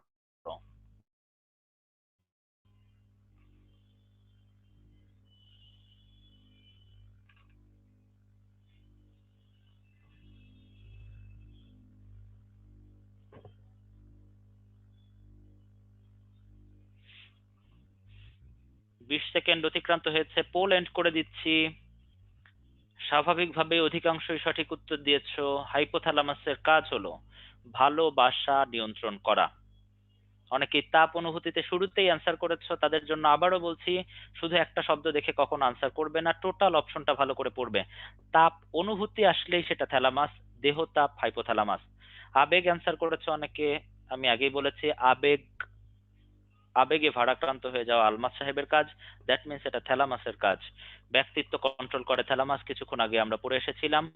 বাকি থাকে ভালোবাসা, এই সকল ভালোবাসা কন্ট্রোল করে হাইপোথ্যালামাস। Thank you everyone. আমরা পরবর্তী অংশে চলে যাচ্ছি। হাইপোথ্যালামাসের মধ্য দিয়ে আমাদের অগ্র মস্তিষ্ক শেষ হয়েছে, আমরা এবারে মধ্য মস্তিষ্কে যেতে চাই। মধ্য মস্তিষ্ক খুবই ছোট্ট একটা অংশ, দেখো ছবিতে সবুজ চিহ্নিত করা আছে, খুবই ছোট্ট অংশ, এটার নামই মধ্য মস্তিষ্ক। এই মধ্য মস্তিষ্কের গঠন সম্পর্কে কিছুই জানতে হবে না, আমরা এতটুকু শুরুতেই জেনে এসেছি। এখানে চারটা অংশ আছে, tectum, corpora, quadrigemina, cerebral peduncle, cerebral aqueduct. আমরা শুধুমাত্র মধ্য মস্তিষ্কের কাজটা জানার চেষ্টা করব। মধ্য মস্তিষ্কের কাজ হলো আমাদের দর্শন এবং শ্রবণ এই দুই তথ্যের মধ্যে সমন্বয় ঘটানো। আমরা সবাই জানি যে আমরা দেখি চোখ দিয়ে কিন্তু শুনি কান দিয়ে। চোখ এবং কানের মধ্যে সরাসরি কোনো সংযোগ নেই। তা আমরা যে বস্তুটা দেখছি সেটাই যে শুনছি এমন কোনো গ্যারান্টি তো আমরা দিতে পারছি না। এই গ্যারান্টি দিচ্ছে আমাদেরকে মধ্য মস্তিষ্ক। মধ্য মস্তিষ্ক যে কোনো একটা আহ, ছবি, দ্যাট মিনস যে কোনো একটা দৃশ্য এবং সেই সাথে সেটার শব্দ, এই দুইটাকে একসাথে কম্বাইন করে সেরেব্রামে পাঠায়। এই জন্য আমরা বলি মধ্য মস্তিষ্ক দর্শন এবং শ্রবণ এই দুই তথ্যের মধ্যে সমন্বয় ঘটায়। মধ্য মস্তিষ্ক পেরিয়ে আমরা চলে এসেছি মস্তিষ্কের শেষ অংশ, পশ্চাৎ মস্তিষ্কে। পশ্চাৎ মস্তিষ্ক একদম শেষ অংশ, সবাই দেখতে পাচ্ছ এখানে তিনটে অংশ রয়েছে। পেছনের অংশটা সেরেবেলাম, সেরেবেলামের সামনে পন্স এবং সবার নিচে মস্তিষ্কের সর্বশেষ অংশ, যার পর থেকে স্পাইনাল কর্ড অর্থাৎ সুষুম্না কাণ্ড শুরু হয়েছে, সেই অংশটার নাম মেডুলা। আমরা প্রথমে আসছি সেরেবেলামে। সেরেবেলাম নামটাতে অনেকেই সেরেব্রামের সাথে মিল খুঁজে পাচ্ছ। প্রকৃতপক্ষে এটা সেরেব্রামের সাথে অনেক মিল আছে, গঠন কাজ সবকিছুতেই সেরেব্রামের সাথে মিল। কেমন মিল? আমরা সেরেব্রামটা আরেকবার রিকল করছি। সেরেব্রাম পুরো মস্তিষ্কের সবচেয়ে বড় অংশ, বিপরীত দিকে সেরেবেলাম পশ্চাৎ মস্তিষ্কের সবচেয়ে বড় অংশ। কতটুকু বড়? খুব বেশি বড় না, দেখা গেছে সেরেবেলামের গড় ওজন মাত্র 150 গ্রাম, কিন্তু এটা পশ্চাৎ মস্তিষ্কের সবচেয়ে বড় অংশ। সেরেব্রামের ক্ষেত্রে আমরা দেখিয়েছিলাম এখানে ডান এবং বাম পাশে দুইটা আলাদা হেমিস্ফিয়ার ছিল। ঠিক একইভাবে সেরেবেলামের ক্ষেত্রেও ডান এবং বাম দুই পাশে দুইটা আলাদা হেমিস্ফিয়ার থাকবে। সেরেব্রামের দুইটা হেমিস্ফিয়ারের সংযোজক টিস্যু ছিল কর্পাস ক্যালোসাম। একইভাবে সেরেবেলামের দুইটা হেমিস্ফিয়ারের মধ্যে একটা সংযোজক থাকবে, এটার নাম হবে এবারে ভার্মিস। সেরেব্রামকে আমরা যখন কেটেছিলাম ভেতরে হোয়াইট ম্যাটার বাইরে গ্রে ম্যাটার পেয়েছিলাম, এখানেও একইভাবে যদি কাটা হয় ভেতরের দিকে হোয়াইট ম্যাটার পাওয়া যাবে, বাইরের দিকে গ্রে ম্যাটার পাওয়া যাবে। কাজ কি করবে? কাজেও সেরেব্রামের সাথে যথেষ্ট মিল আছে, কিন্তু এই মিল থাকাটাই আমাদের জন্য খুব বেশি সমস্যা হয়ে দাঁড়ায়, কারণ যেখানেই মিল থাকে সেখানেই কনফিউশন। আমরা আরেকবার সেরেব্রামের কাজটা রিকল করছি। সেরেব্রামের সবচেয়ে গুরুত্বপূর্ণ কাজ আমি বলেছিলাম ঐচ্ছিক পেশির কার্যকলাপ নিয়ন্ত্রণ করা। আমি আবারও রিপিট করছি, কার্যকলাপ। অন্যদিকে সেরেবেলামের সবচেয়ে গুরুত্বপূর্ণ কাজ হলো ঐচ্ছিক পেশির পেশি টান নিয়ন্ত্রণ করা। দ্যাট মিনস এক একটা পেশির যে মাসেল স্ট্রেংথ থাকে, যেটাকে আমরা মাসেল টোন বলে থাকি, মাসেল টোন অথবা পেশি টান কন্ট্রোল করছে সেরেবেলাম। কিন্তু পুরো পেশিটার কার্যকলাপ, অর্থাৎ এটা সংকুচিত হবে নাকি প্রসারিত হবে, এতটুকু কন্ট্রোল করছে সেরেব্রাম। যেহেতু সেরেবেলাম পেশি টান নিয়ন্ত্রণ করছে, সুতরাং এটা আমাদেরকে স্টিডি রাখবে, সোজা রাখবে, অর্থাৎ সেরেবেলাম আমাদের ভারসাম্য রক্ষা করবে। এই ভারসাম্য শব্দটা খুবই গুরুত্বপূর্ণ, কারণ এটা এর আগে মেডিকেল ভর্তি পরীক্ষায় দুইবার অলরেডি এসেছে, ভবিষ্যতে আসার সম্ভাবনা খুবই প্রবল। ভারসাম্য রক্ষা করে মস্তিষ্কের কোন অংশ? খুবই সহজ উত্তর, দি সেরেবেলাম। সেরেবেলামের কাজ মনে রাখার জন্য ডাইজেস্টের নেমোনিক অথবা ছন্দ আছে, আমি আর ছন্দ বলছি না। আমার মনে হয় যে লজিক্যালি চিন্তা করলে সেরেবেলামের কাজটা যথেষ্ট সহজ। সেরেব্রাম বনাম সেরেবেলাম আমরা একবার বলে এসেছি, আরেকবার আমি সবাইকে স্মরণ করিয়ে দিচ্ছি। সেরেব্রাম ঐচ্ছিক পেশির কার্যকলাপ নিয়ন্ত্রণ করে, বিপরীত দিকে সেরেবেলাম ঐচ্ছিক পেশির পেশির টান নিয়ন্ত্রণ করে থাকে।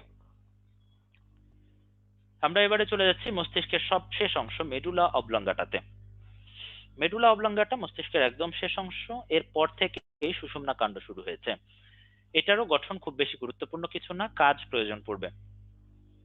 মেডুলা অবলঙ্গাটার কাজ সম্পর্কে বলতে গেলে এক শব্দে একটা কথা বলা যায়, সেটা হলো মেডুলা অবলঙ্গাটা আমাদের শরীরে সকল স্বয়ংক্রিয় কার্যকলাপ নিয়ন্ত্রণ করে থাকে, অর্থাৎ যেটা আমরা ইচ্ছা করে করি না, সাবকনশাসলি অথবা আনকনশাসলি ঘটে থাকে, সেটা কন্ট্রোল করছে মেডুলা অবলঙ্গাটা। কি কেমন কি কাজ রয়েছে? আমরা যদি খাবারের ক্ষেত্রে কল্পনা করি, খাবার গিলে ফেলার যে লাস্ট স্টেজ, সেটা আমাদের ইচ্ছার বাইরে স্বয়ংক্রিয়ভাবে ঘটে থাকে। তারপরে পুরো খাদ্যনালীর মধ্যে খাবারের চলাচল এবং সবশেষে মলমূত্র ত্যাগ, এসব কিছুই আমাদের ইচ্ছার বাইরে স্বয়ংক্রিয়ভাবে চলে। সুতরাং এগুলো সবই মেডুলা অবলঙ্গাটা নিয়ন্ত্রণ করবে। আমরা যদি রক্ত সংবহন তন্ত্রের দিকে তাকাই, তাহলে হার্টবিট করছে স্বয়ংক্রিয়ভাবে, রক্তনালী সংকোচন প্রসারণ হচ্ছে স্বয়ংক্রিয়ভাবে, রক্তচাপ বাড়ছে কমছে স্বয়ংক্রিয়ভাবে, সুতরাং সব মেডুলা নিয়ন্ত্রণ করছে। শ্বসন অর্থাৎ ফুসফুস সংকুচিত প্রসারিত হচ্ছে, মেডুলা নিয়ন্ত্রণ করছে। এবং আমাদের ইচ্ছার বাইরে হাঁচি কাশি বমি যখন ঘটছে, সেটাও স্বয়ংক্রিয়ভাবে ঘটছে। তাহলে সহজ কথায় আমাদের যত স্বয়ংক্রিয় কার্যকলাপ আছে সেটাই মেডুলা নিয়ন্ত্রণ করছে। এতটুকুর পরেও যদি কারো কাছে কঠিন হয়ে যায়, তার জন্য আরেকটা সহজ ট্রিক্স বলে দিই। আমাদের বডির মিড লাইনে যা কিছু অ্যাক্টিভিটি আছে, এসব অ্যাক্টিভিটি কন্ট্রোল করছে medulla অবলঙ্গাটা। Just mid line activity চিন্তা করো, খাবার গিলে ফেলা, পেরিস্টালসিস, মলমূত্র ত্যাগ, হার্ট বিটিং, শ্বসন, হাঁচি কাশি বমি, স্বাভাবিকভাবে সবই মিড লাইন অ্যাক্টিভিটি, সুতরাং সব কন্ট্রোল করছে মেডুলা অবলঙ্গাটা। তবে এখানে খুব খুব খুব গুরুত্বপূর্ণ একটা তথ্যের দিকে সবার নজর আকর্ষণ করছি, সেটা হলো যদিও শ্বসন নিয়ন্ত্রণ করে থাকে মেডুলা অবলঙ্গাটা, অর্থাৎ ফুসফুসের সংকোচন প্রসারণের ব্যাপারটা মেডুলাই নিয়ন্ত্রণ করে, কিন্তু শ্বসন কতবার ঘটবে প্রতি মিনিটে, এই শ্বাসক্রিয়ার হারটা নিয়ন্ত্রণ করে থাকে পন্স। পন্সের যতগুলো কাজ রয়েছে তার মধ্যে সবচেয়ে গুরুত্বপূর্ণ এটাই যে পন্স স্বাভাবিক শ্বাসক্রিয়ার হার নিয়ন্ত্রণ করে থাকে।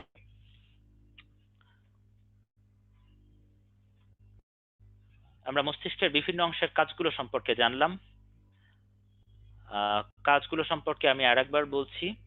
এই পুরো চ্যাপ্টারের মধ্যে দুইটা পার্ট খুব বেশি ইম্পর্টেন্ট, তার মধ্যে একটা মস্তিষ্কের বিভিন্ন অংশের কাজ, আর একটা আমরা কিছুক্ষণ পরে পড়বো করোটিক স্নায়ু। এই কাজগুলো থেকে বিভিন্ন সময় বিভিন্ন প্যাটার্নে কোশ্চেন করা হয়। আমি কিছু হিন্ট দেওয়ার চেষ্টা করেছি, নেক্সট কুইজে বোধহয় আরো কিছু হিন্ট দিব। এই কাজগুলো সবাই যে যেভাবে পারো মুখস্থ করে হোক, ছন্দ দিয়ে হোক, ট্রিক্স দিয়ে হোক, গল্প দিয়ে হোক, যেভাবেই হোক মনে রাখার চেষ্টা করো। যাই হোক, আমরা পরবর্তী অংশে যাচ্ছি। আমরা এতক্ষণ ধরে অগ্র, মধ্য এবং পশ্চাৎ তিনটা অংশ সম্পর্কে আলোচনা করলাম। এই অগ্র, মধ্য এবং পশ্চাৎ মস্তিষ্কের বাইরেও মস্তিষ্কে আরো বেশ কিছু জায়গা আছে, যে জায়গাগুলো বেসিক্যালি খালি থাকে। খালি থাকে মানে এখানে কোনো ধরনের নিউরন থাকে না। তাহলে কি থাকে? এই খালি জায়গাগুলোতে বেশ কিছু তরল পদার্থ দিয়ে ভর্তি থাকে। মস্তিষ্কের এই তরল পদার্থ দ্বারা পূর্ণ জায়গাগুলোকে ইংরেজিতে বলা হয় ভেন্ট্রিকল, বাংলা ভাষায় বলা হয় গহ্বর অথবা প্রকোষ্ঠ। তোমরা খুব সহজেই ছবিটা দেখতে পাচ্ছ, ডানের ছবিটা দেখলেই চলবে। দেখো, ডান সেরেব্রামের ভেতরে এখানে একটা ভেন্ট্রিকল দেখা যাচ্ছে, বাম সেরেব্রামের ভেতরে একটা ভেন্ট্রিকল দেখা যাচ্ছে। দুই সেরেব্রামের মাঝখানে এখানে আমার লেজার পয়েন্টারটা যেখানে আছে সেখানে একটা ছোট্ট গহ্বর দেখতে পাচ্ছি, এবং শেষে সবার নিচে পশ্চাৎ মস্তিষ্কে আর একটা গহ্বর দেখা যাচ্ছে। এই গহ্বরগুলো প্রত্যেকটা আবার প্রত্যেকটার সাথে ইন্টার কানেক্টেড, একটা আরেকটার সাথে সংযুক্ত থাকে। দেখো খুব ভালো করে লক্ষ্য করে, প্রথম এবং দ্বিতীয় অর্থাৎ ডান পাশ এবং বাম পাশের সেরেব্রামের যে দুইটা ভেন্ট্রিকল, তারা মাঝখানের তৃতীয় ভেন্ট্রিকলের সাথে খুব সরু একটা ছিদ্রপথে সংযোগ রক্ষা করেছে। এই সরু ছিদ্রপথটাকে বলা হয় ভেন্ট্রিকুলার ফোরামেন। আর একটু নিচে আসছো, এই তো তৃতীয় ভেন্ট্রিকল, তৃতীয় ভেন্ট্রিকল থেকে নিচের দিকে এটা চতুর্থ ভেন্ট্রিকল। তার মাঝখানে যে সরু নালীটা দেখতে পাচ্ছ, that is called cerebral aqueduct, যেটা আমরা কিছুক্ষণ আগে পড়েছিলাম মধ্য মস্তিষ্কের একটা অংশ। তাহলে মধ্য মস্তিষ্কের সেরেব্রাল অ্যাকুইডাক্ট তৃতীয় এবং চতুর্থ ভেন্ট্রিকলের মধ্যে সংযোগ রক্ষা করে। তথ্যগুলো আরেকবার সামারাইজেশন করে দেয়া আছে, চাইলে খুব অল্প সময়ে আরেকবার দেখে নাও। প্রথম এবং দ্বিতীয় ভেন্ট্রিকল যেহেতু দুই পাশের সেরেব্রামে থাকে, এই জন্য এদেরকে পার্শ্বীয় ভেন্ট্রিকল বলা হয়। থার্ড ভেন্ট্রিকল হাইপোথ্যালামাসে, ফোর্থ ভেন্ট্রিকল পশ্চাৎ মস্তিষ্কে থাকে। প্রথম এবং দ্বিতীয় তৃতীয়র সাথে ইন্টারভেন্ট্রিকুলার ফোরামেন দিয়ে সংযোগ রক্ষা করে। অন্যদিকে তৃতীয় এবং চতুর্থ পরস্পরের মধ্যে সেরেব্রাল অ্যাকুইডাক্টের মাধ্যমে সংযোগ রক্ষা করে। That's all about ventricle. আমরা পরবর্তী অংশে যাওয়ার আগে আরো কিছু কুইজ টাইম পার করব। সরাসরি কুইজ দেওয়া হয়েছে, চ্যাট বক্সে অ্যান্সার করতে হবে। চ্যাট বক্সে সবাই অ্যান্সার করো। শ্বাসক্রিয়ার হার নিয়ন্ত্রণ করে মস্তিষ্কের কোন অংশ?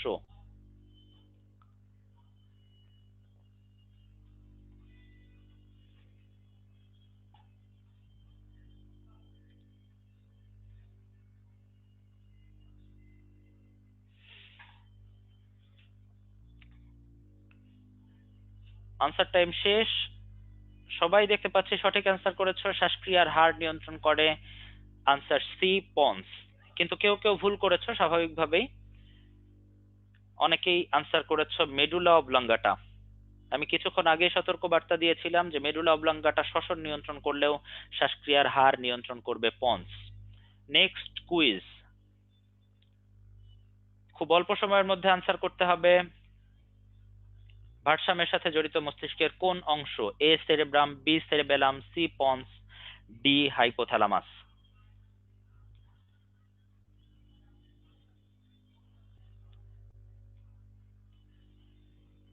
অধিকাংশই সঠিক উত্তর দিয়েছো এবারেও। সঠিক উত্তর বি সেরেবেলাম। যদিও কেউ কেউ ভুল অ্যান্সার করেছো, কেউ কেউ হাইপোথ্যালামাস বলার চেষ্টা করছো, কেউ সেরেব্রাম বলার চেষ্টা করছো। সবাইকে স্মরণ করিয়ে দিই, ভারসাম্যের সাথে জড়িত মস্তিষ্কের সেরেবেলাম। এবং তথ্যটি খুবই গুরুত্বপূর্ণ, কোনো এক বছর মেডিকেল ভর্তি পরীক্ষা এসেছিল, ভবিষ্যতে আসতে পারে। যাই হোক, আমরা আমাদের আজকে লেকচারের প্রথম অংশ শেষ করলাম। করটিক স্নায়ু খুবই গুরুত্বপূর্ণ একটা পার্ট। সেখানে যাওয়ার আগে আমি 2 মিনিট সময় দিচ্ছি চ্যাট বক্সে। খুব ছোট ছোট কোনো প্রশ্ন যদি থাকে সেগুলো করতে পারো। খুব বেশি ব্যাখ্যামূলক প্রশ্ন আমি এই মুহূর্তে নিতে পারছি না। যদি ছোট কোনো প্রশ্ন থাকে করতে পারো। Just 2 minute for ice breaking session. কোনো প্রশ্ন থাকলে করতে পারো।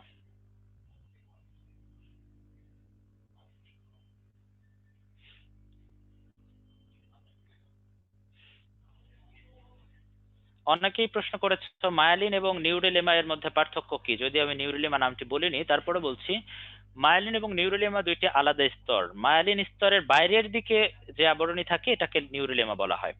সাধারণত মায়ালিনের চর্বি দিয়ে আবৃত থাকার পরে তার বাইরেও আরেকটা অতিরিক্ত আবরণী থাকে, যেটা প্রকৃতপক্ষে কোনো একটা কোষের কোষ ঝিল্লি। আমরা কিছুক্ষণ আগে জেনেছিলাম যে অলিগোডেন্ড্রোসাইট যে কোষগুলো, সেগুলো মায়ালিন আবরণী তৈরি করে। তো ভেতরের চর্বিটা মায়ালিন আবরণী তৈরি করছে এবং বাইরের দিকে অলিগোডেন্ড্রোসাইটের কোষঝিল্লি যেটা, সেটা বাইরের দিকে নিউরিলেমা আবরণ তৈরি করছে। ব্রেন স্টেম সম্পর্কে অনেকে জানতে চেয়েছো, খুবই ভালো প্রশ্ন। আমাদের মধ্য মস্তিষ্ক এবং পশ্চাৎ মস্তিষ্ককে একসাথে সমন্বিতভাবে ব্রেন স্টেম বলা হয়। এখন আশা করি ব্রেন স্টেমের কাজ সম্পর্কে তোমরা বুঝতে পেরেছো।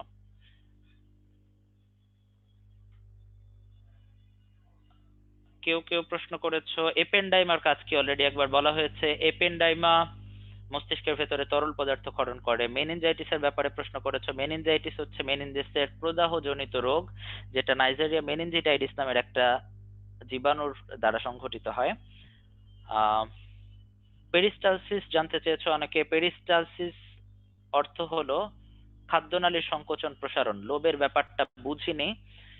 লোব মানে হলো সেরেব্রামের ছোট ছোট খণ্ড। সেরেব্রামকে আমরা আরো যে 5টা আলাদা ছোট অংশে বিভক্ত করলাম, দ্যাট ইজ কল্ড লোব। মস্তিষ্কের জীবাণুটা ব্যাকটেরিয়া নাকি ভাইরাস? এটা একটা ব্যাকটেরিয়া। ভেন্ট্রিকল, করোটিক ভেন্ট্রিকলটা ক্লিয়ার হলো না। করোটিক ভেন্ট্রিকল বলে আমি কিছু বলিনি, এটা ভেন্ট্রিকলস অফ ব্রেইন বলা হয়। করোটিক ভেন্ট্রিকল টার্মটা আসলে শুদ্ধ না। ভেন্ট্রিকল হচ্ছে মস্তিষ্কের ভেতরে ফাঁকা জায়গা যেখানে তরল দ্বারা পূর্ণ থাকে। জাস্ট লাইক হার্টের ভেতরে যেমন ফাঁকা জায়গা রক্ত দিয়ে পূর্ণ থাকে, মস্তিষ্কের ভেতরে ফাঁকা জায়গাটা তরল দিয়ে পূর্ণ থাকে। এই তরলটার খুব সুন্দর একটা নাম আছে, সেরিব্রো স্পাইনাল ফ্লুইড। এই সেরিব্রো স্পাইনাল ফ্লুইড সম্পর্কে ডাইজেস্টে তোমরা জানতে পারবে। ডাইজেস্টের সম্ভবত 145 পৃষ্ঠাতে এ সম্পর্কে ব্যাখ্যা করা আছে। লিম্বিক সিস্টেম কি? লিম্বিক সিস্টেম হচ্ছে সেরেব্রামের একটা পার্ট যেটা হাইপোথ্যালামাসের সাথে সংযুক্ত থাকে এবং হাইপোথ্যালামাসকে বিভিন্ন ধরনের ভালোবাসা, রাগ এগুলো কন্ট্রোল করতে সাহায্য করে। আমি আর কোনো প্রশ্ন নিচ্ছি না, আপাতত চ্যাট বক্স বন্ধ। আমরা আবার পড়াশোনায় ফেরত আসি। আমাদের নেক্সট টপিক করোটিক স্নায়ু। মস্তিষ্ক থেকে যে স্নায়ুগুলো তৈরি হয় সেগুলোকে করোটিক স্নায়ু বলা হয়। করোটিক স্নায়ু সম্পর্কে বইতে একটা চার্ট দেয়া আছে। বলা হয় যে জুওলজি বইতে সবচেয়ে গুরুত্বপূর্ণ পার্ট হলো করোটিক স্নায়ুর চার্ট। এবং কোনো এক পৃষ্ঠা থেকে যদি একটা প্রশ্ন আসার গ্যারান্টি দেয়া যায় সেটা হলো করোটিক স্নায়ুর চার্ট। যদিও 100% গ্যারান্টি আমরা কেউই দিতে পারি না, তারপরও প্রায় প্রতি বছরই এখান থেকে একটা না একটা প্রশ্ন থাকবেই। করোটিক স্নায়ুর চার্টটা অনেক জটিল। আমরা এখান থেকে বেসিক্যালি কি কি পড়বো অনেকেরই জানার কৌতূহল থাকে। আমরা এখান থেকে নাম পড়বো, কাজ পড়বো, প্রকৃতি পড়বো এবং শাখা পড়বো। নাম শব্দটা শুনেই অনেকে নাক সিটকাচ্ছে, এটা আবার খুব সিরিয়াস কিছু হলো নাকি, মনে রাখা খুব তো কঠিন কিছু না। নাম মনে রাখা হয়তো কঠিন কিছু না, কিন্তু সিরিয়াল ওয়াইজ মনে রাখাটা বেশ কঠিন এবং বেশিরভাগ প্রশ্নই হয় নামের সিরিয়াল থেকে। কিভাবে প্রশ্ন হয় আমি জাস্ট একটা এক্সাম্পল দিই। ধরো বলা হলো 3 নম্বর করোটিক স্নায়ু কোনটি, অথবা অডিটরি স্নায়ুটি কত নং করোটিক স্নায়ু, এভাবে প্রশ্ন করা হতে পারে। সেই জন্য সিরিয়াল ওয়াইজ নাম মাস্ট মনে রাখতেই হবে। সিরিয়াল ওয়াইজ নাম মনে রাখার জন্য অনেক রকম ছন্দ নেমনিক আছে, এক একজন এক একটা ছন্দ জানো। তারপরে যদি কারোর প্রয়োজন পড়ে ডাইজেস্ট দেখে নেবে। আমি এই মুহূর্তে ছন্দের দিকে যাচ্ছি না। আমার যেটা ব্যক্তিগত পরামর্শ সেটা হলো নেক্সট 7 দিন তোমরা প্রতিদিন 15 মিনিট করে সময় দাও। জাস্ট ছোটবেলায় কবিতা মুখস্থ করতে যেভাবে, ওইভাবে নামগুলো সিরিয়াল ওয়াইজ মুখস্থ করতে ফেলো। ছন্দ ব্যবহার করলে অনেক সময় ভুল হওয়ার আশঙ্কা থাকে। তো যাই হোক, নামটা সিরিয়াল ওয়াইজ মুখস্থ করতে পারলে এরপরে কাজ এবং প্রকৃতি একসাথে পড়তে হবে। কিভাবে? আমরা কাজ পড়লেই সাধারণত প্রকৃতিটা বুঝতে পারবো। কিভাবে বুঝতে পারবো পরে ব্যাখ্যা করছি। এবং সবশেষে 3-4টা স্নায়ুর শাখা বইতে দেওয়া আছে, এই শাখাগুলো প্রয়োজন পড়বে। আমরা প্রকৃতিটা আগে একটু দেখে যাই। কিভাবে আমরা কাজ থেকে প্রকৃতি বুঝতে পারবো? আমরা সবাই জানি যে স্নায়ুগুলো বেসিক্যালি 3 প্রকৃতির হতে পারে। নাম্বার 1 সংবেদী অথবা সেন্সরি, নাম্বার 2 মোটর অথবা চেষ্টি, আর নাম্বার 3 মিক্সড অথবা মিশ্র। সংবেদী স্নায়ুটা কি? সংবেদী স্নায়ু হচ্ছে অনুভূতিবাহী স্নায়ু, অর্থাৎ অনুভূতি বহন করে এরকম কথা যদি কোথাও থাকে সেটা অবশ্যই সংবেদী স্নায়ু। খুব সহজ এক্সাম্পল ধরো আমি দিলাম, আমাদের চোখ থেকে একটা ছবি মাথায় যাওয়ার জন্য তো অবশ্যই একটা অনুভূতিবাহী স্নায়ুর প্রয়োজন পড়বে। তো চোখ থেকে যে স্নায়ুটা একটা ছবিকে মস্তিষ্কে বহন করে নিয়ে যাবে, সেটা অবশ্যই সংবেদী স্নায়ু হবে। ঠিক উল্টো কাজটা করে চেষ্টীয়। চেষ্টীয় স্নায়ুর কাজ কি? এটা নির্দেশ বহন করে। দ্যাট মিনস মস্তিষ্ক থেকে কোনো একটা কাজ করার জন্য কোনো একটা অঙ্গে, সেটা হতে পারে হাত, হতে পারে পা, সেখানে নির্দেশ নিয়ে আসে। এবং কিসের নির্দেশ এটা? অধিকাংশ সময় এটা পেশি সঞ্চালন করার নির্দেশ হয়। অর্থাৎ সহজ কথায় আমরা যদি কোথাও পেশি সঞ্চালন, বিচলন, নরণ এই জাতীয় শব্দগুলো পাই, দ্যাট ইজ কল্ড চেষ্টীয় স্নায়ু। ইংরেজিতে বলা হয় মোটর স্নায়ু। এবং কোনো একটা স্নায়ু যদি একই সাথে দুই ধরনের কাজই করে, সেটা হবে মিশ্র স্নায়ু। এখন আমরা নামগুলো একবার করে পড়ে যাব এবং আমি যেভাবে বললাম এভাবে বাসায় মুখস্থ করার চেষ্টা করবে সবাই। চেষ্টা না, বেসিক্যালি মুখস্থ, ঠোঁটস্থ, অন্তস্থ যা ইচ্ছা করে রাখতে হবে। নামগুলো একবার আমি বলছি: olfactory, optic, oculomotor, trochlear, trigeminal, abducens, facial, auditory, glossopharyngeal, vagus, accessory and hypoglossal. এবারে আমরা কাজে চলে যাচ্ছি। সবগুলো স্নায়ুর কাজ সমানভাবে গুরুত্বপূর্ণ না, আমি গুরুত্বপূর্ণ কাজগুলো এখানে দেখানোর চেষ্টা করেছি। মোস্ট ইম্পর্টেন্ট তিনটা বেসিক অনুভূতিবাহী স্নায়ু। তিনটা বেসিক অনুভূতি কি কি আমরা সবাই জানি। চোখ, কান এবং নাক, এই তিনটা হচ্ছে আমাদের বেসিক তিনটা ইন্দ্রিয়। চোখ দিয়ে আমরা দেখি, এই দেখার অনুভূতি বহন করার জন্য যে স্নায়ু থাকে সেটার নাম অপটিক স্নায়ু। নাম থেকেই আমরা কিছুটা বুঝতে পারছি, অপটিক নামটাতে কেমন যেন একটা চশমা চশমা গন্ধ আছে। দ্বিতীয়ত কান। কান যখনই আসে সেখানেই অডিও শব্দটা আছে, এবং অডিটরি নামটাতেই একটা অডিও অডিও গন্ধ সবাই পাচ্ছ। সুতরাং অডিটরি স্নায়ুর বেসিক কাজ হবে শ্রবণ অনুভূতি, অর্থাৎ যে কোনো একটা শোনার অনুভূতি মস্তিষ্কে বহন করে নিয়ে যায়। এবং আজকে থেকে আরেকটা কথা মাথার মধ্যে একদম গেঁথে নাও, সেটা হলো যেখানেই শ্রবণ পাবে সেখানে শ্রবণের আর একটা যমজ ভাই চলে আসবে, তার নাম হলো ভারসাম্য অনুভূতি। অর্থাৎ যেখানেই শ্রবণ অনুভূতি থাকবে সেখানেই পাশাপাশি ভারসাম্য অনুভূতি থাকবে। কান থেকে আমরা বেসিক্যালি দুইটা অনুভূতি গ্রহণ করি, একটা শ্রবণ আর একটা ভারসাম্য অনুভূতি। এই অনুভূতি দুইটা বহন করে অডিটরি স্নায়ু। এবং সবশেষে অলফ্যাক্টরি স্নায়ু। সব শেষে না, বেসিক্যালি এটা সবার শুরুতে, 1 নাম্বার স্নায়ু অলফ্যাক্টরি। এটার কাজ হলো পৃথিবীর যত পারফিউম ফ্যাক্টরি আছে সব পারফিউম ফ্যাক্টরির পারফিউমের ঘ্রাণ উদ্দীপনা মস্তিষ্কে পৌঁছানো। জাস্ট নট দ্য পারফিউম, যত ডাস্টবিন আছে সেগুলোর ঘ্রাণ উদ্দীপনাও মস্তিষ্কে পৌঁছায় অ্যাবসলিউটলি। সহজ কথায় সকল ঘ্রাণ উদ্দীপনা মস্তিষ্কে পৌঁছাবে অলফ্যাক্টরি স্নায়ু।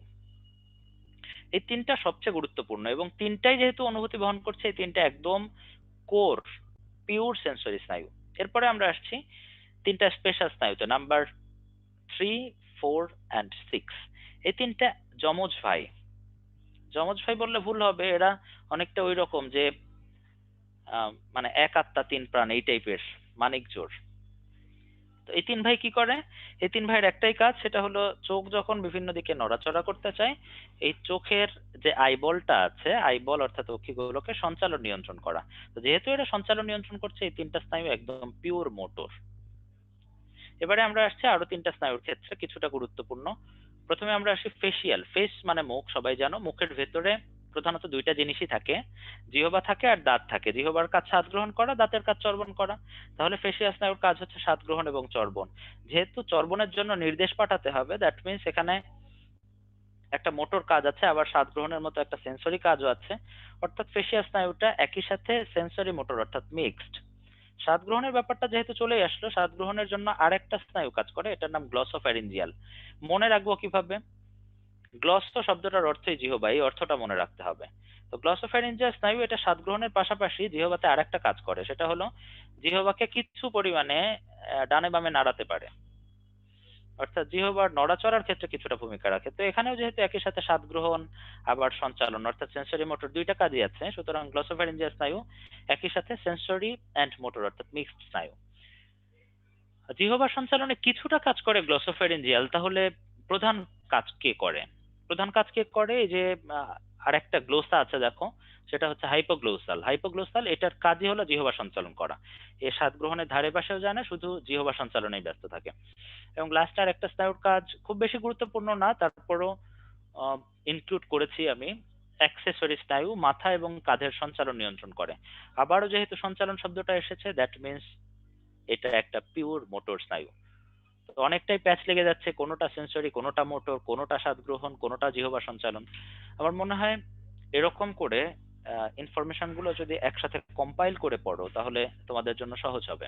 দেখো এখানে আমি খুব ইম্পর্টেন্ট ইনফরমেশন গুলো কম্পাইল করে দেওয়ার চেষ্টা করেছি। পিওর সেন্সরি স্নায়ু আছে তিনটা, নাম্বার 1, 2 অ্যান্ড 8, অর্থাৎ olfactory, optic and auditory. Pure motor আছে 5টা স্নায়ু, নাম্বার 3, 4, 6, 11, 12, অর্থাৎ অকুলোমোটর, ট্রক্লিয়ার, অ্যাবডুসেন্স, অ্যাক্সেসরি এবং হাইপোগ্লোসাল। আইবল মুভমেন্ট অর্থাৎ অক্ষিগোলকের সঞ্চালন নিয়ন্ত্রণ করে প্রধানত 3টা স্নায়ু, নাম্বার 3, 4 অ্যান্ড 6, অর্থাৎ অকুলোমোটর, ট্রক্লিয়ার অ্যান্ড অ্যাবডুসেন্স। এখানে 2টা শব্দ লিখে রাখবে, দেখো লাল কালিতে আমি লিখে রেখেছি SO4 LR6। মানে জানতে চাইও না, আল্লাহর ওয়াস্তে আগামী দিন ব্যাখ্যা করব। স্বাদ গ্রহণ এবং জিহ্বা চালনার মধ্যে একটা কনফ্লিক্ট আমরা আগের পেজে দেখেছিলাম, আমরা এখানে একসাথে কম্পাইল করে দিয়েছি। স্বাদ গ্রহণে 2টা স্নায়ু কাজ করে, ফেসিয়াল, গ্লসোফ্যারিঞ্জিয়াল। আবার জিহ্বা চালনাতেও 2টা স্নায়ু একসাথে কাজ করে, হাইপোগ্লোসাল এবং গ্লসোফ্যারিঞ্জিয়াল। তো আমার মনে হয় এই পৃষ্ঠাটা একটা স্ক্রিনশট নিয়ে রাখতে পারো, অথবা বাসায় নিজেরা এভাবে কম্পাইল করে পড়তে পারো। That's all about cranial nerves. তবে একটা জিনিস এখনো বাকি রয়ে গেছে, সেটা হলো শাখা। শাখাটা বেশ গুরুত্বপূর্ণ। এখানে বইতে বোধহয় 3টা স্নায়ুর শাখা দেওয়া আছে তোমাদের বইতে। এর মানে এই না যে অন্যান্য স্নায়ুগুলোর কোনো শাখা নেই, অন্যান্য স্নায়ুর শাখাও আছে, তোমাদের বইতে দেওয়া নাই। তো প্রথমে আমরা আসছি ট্রাইজেমিনাল স্নায়ুতে, ম্যাক্সিলারি, অপথ্যালমিক অ্যান্ড ম্যান্ডিবুলার। মনে রাখার জন্য অনেকেই মম নামের একটা নেমোনিক ব্যবহার করেন, এম তে ম্যাক্সিলারি, ও তে অপথ্যালমিক, এম তে ম্যান্ডিবুলার। সেকেন্ড যেটা শাখা দেওয়া আছে সেটা হলো ফেসিয়াল, প্যালাটাইন অ্যান্ড হায়োম্যান্ডিবুলার। খুব বেশি গুরুত্বপূর্ণ না, কিন্তু গুরুত্বটা এখানে, সেটা হলো ট্রাইজেমিনালের একটা শাখা আছে ম্যান্ডিবুলার, ফেসিয়ালের একটা শাখা আছে হায়োম্যান্ডিবুলার। এই জায়গাটাতে একটা কনফ্লিক্ট হতে পারে, খুব গুরুত্ব সহকারে পড়তে হবে। সবশেষে আমরা আসছি ভ্যাগাসে। ভ্যাগাসের নাম্বার কত? চ্যাট বক্সে লিখে পাঠাও, ভ্যাগাস কত নাম্বার স্নায়ু?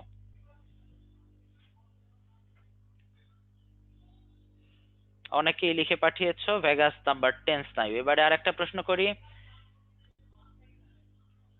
ফুটবলে অথবা ক্রিকেটে সবচেয়ে ইম্পর্টেন্ট জার্সি কত নাম্বার হয়? চ্যাট বক্সে লিখে পাঠাও, সবচেয়ে ইম্পর্টেন্ট জার্সি সাধারণত কত নাম্বার হয়? আবারও অধিকাংশ অ্যান্সার পাঠিয়েছো নাম্বার 10। দ্যাট মিনস ভেগাস এটা হচ্ছে আমাদের ক্রেনিয়াল নার্ভস প্লেয়ার লিস্টে সবচেয়ে দামি প্লেয়ার, সবচেয়ে গুরুত্বপূর্ণ স্নায়ু। আমাদের শরীরের যত গুরুত্বপূর্ণ স্বয়ংক্রিয় অঙ্গ আছে সব জায়গাতে ভেগাস নার্ভের একটা করে শাখা আছে। তার মধ্যে সবচেয়ে গুরুত্বপূর্ণ 4টা শাখার নাম এখানে দেওয়া আছে। আহ, তোমরা শব্দগুলোর সাথে সবাই পরিচিত। হৃৎপিণ্ডে অর্থাৎ হার্টে সাপ্লাই দেয় যেটা, সেটার নাম কার্ডিয়াক। ফুসফুসে সাপ্লাই দিলে পালমোনারি, পাকস্থলীতে সাপ্লাই দিলে গ্যাস্ট্রিক, এবং ল্যারিংস অর্থাৎ ষড়যন্ত্রে সাপ্লাই দিলে এটা অবশ্যই ল্যারিঞ্জিয়াল। এখান থেকে ভেগাসের শাখাগুলোর মধ্যে থেকে ইম্পর্টেন্ট হচ্ছে বিস্তার। তোমরা সবাই তো শব্দগুলো বুঝতে পারছো, কার্ডিয়াক মানে হার্ট, পালমোনারি মানে ফুসফুস। এখান থেকে প্রশ্নটা করা হবে এভাবেই যে পালমোনারি স্নায়ু কোথায় স্নায়ু সংবহন করে, ফুসফুস, হৃৎপিণ্ড, পাকস্থলী নাকি ষড়যন্ত্র, এইভাবে প্রশ্ন করা হতে পারে।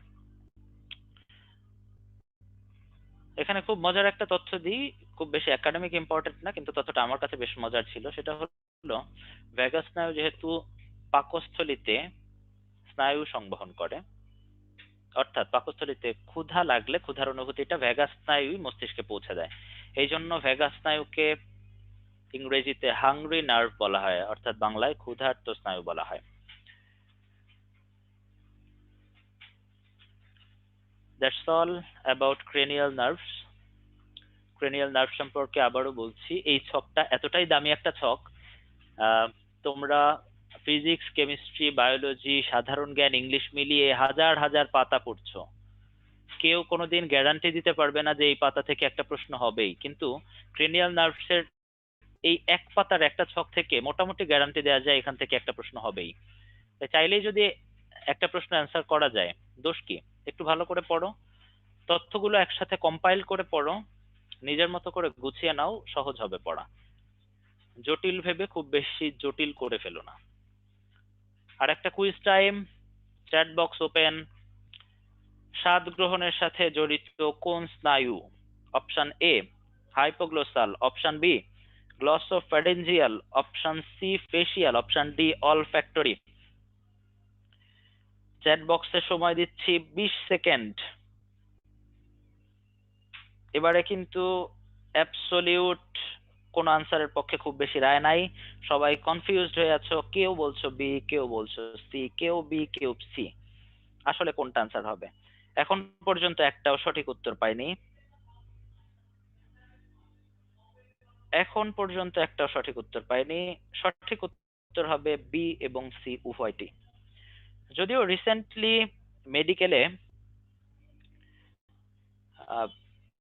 মাল্টিপল অ্যান্সার হয় না, তবে আগে হতো। আগে একটা সময় ছিল যখন দুইটা তিনটা চারটা পর্যন্ত অ্যান্সার থাকতো।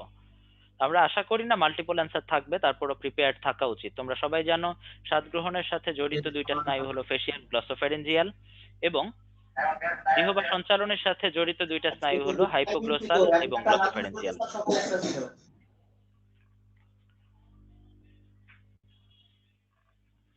Next quiz, ready everyone? প্রশ্ন হলো, কোন স্নায়ু বিশুদ্ধ সংবেদী?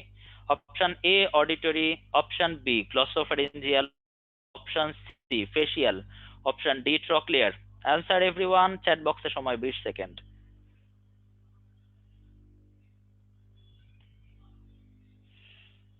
এবারে অধিকাংশই সঠিক উত্তর দিয়েছো। সঠিক উত্তর অপশন এ অডিটরি। আমরা বলেছিলাম বিশুদ্ধ সংবেদী অর্থাৎ পিওর সেন্সরি নার্ভ তিনটি, অডিটরি, অপটিক এবং নাম্বার 1 অর্থাৎ olfactory.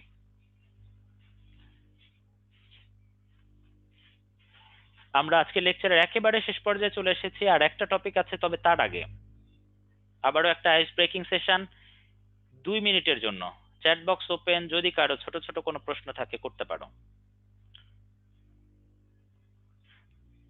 T break with question answering session. কেউ চাইলে অবশ্যই কানেক্টেড থেকে একটা টি ব্রেক নিতে পারো, এবং কারো কোনো প্রশ্ন থাকলে চ্যাট বক্সে করতে পারো।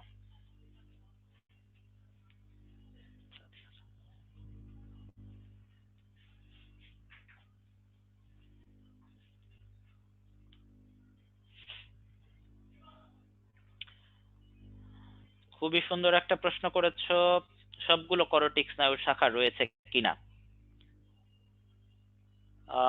অপটিক স্নায়ু ছাড়া, অপটিক, অলফ্যাক্টরি, এই দুইটা স্নায়ু ছাড়া, সরি আর একটা আছে, অপটিক, অলফ্যাক্টরি এবং হাইপোগ্লোসাল, এই তিনটা স্নায়ু ছাড়া বাকি সবগুলো স্নায়ুরই সাধারণত শাখা রয়েছে।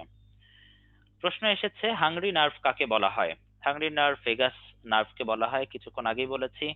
ঐচ্ছিক পেশি সংকোচন প্রসারণ কোন অংশ নিয়ন্ত্রণ করে? অনেকক্ষণ আগের প্রশ্ন, সেরেব্রাম। দুইটা উত্তর থাকলে কি করতে হবে? যদি অ্যাবসলিউট দুইটা উত্তর থাকে অবশ্যই দুইটা উত্তর আনসার করে দিয়ে আসতে হবে। মাইক্রোগ্লিয়া এবং নিউরোগ্লিয়া এর মধ্যে পার্থক্য কি?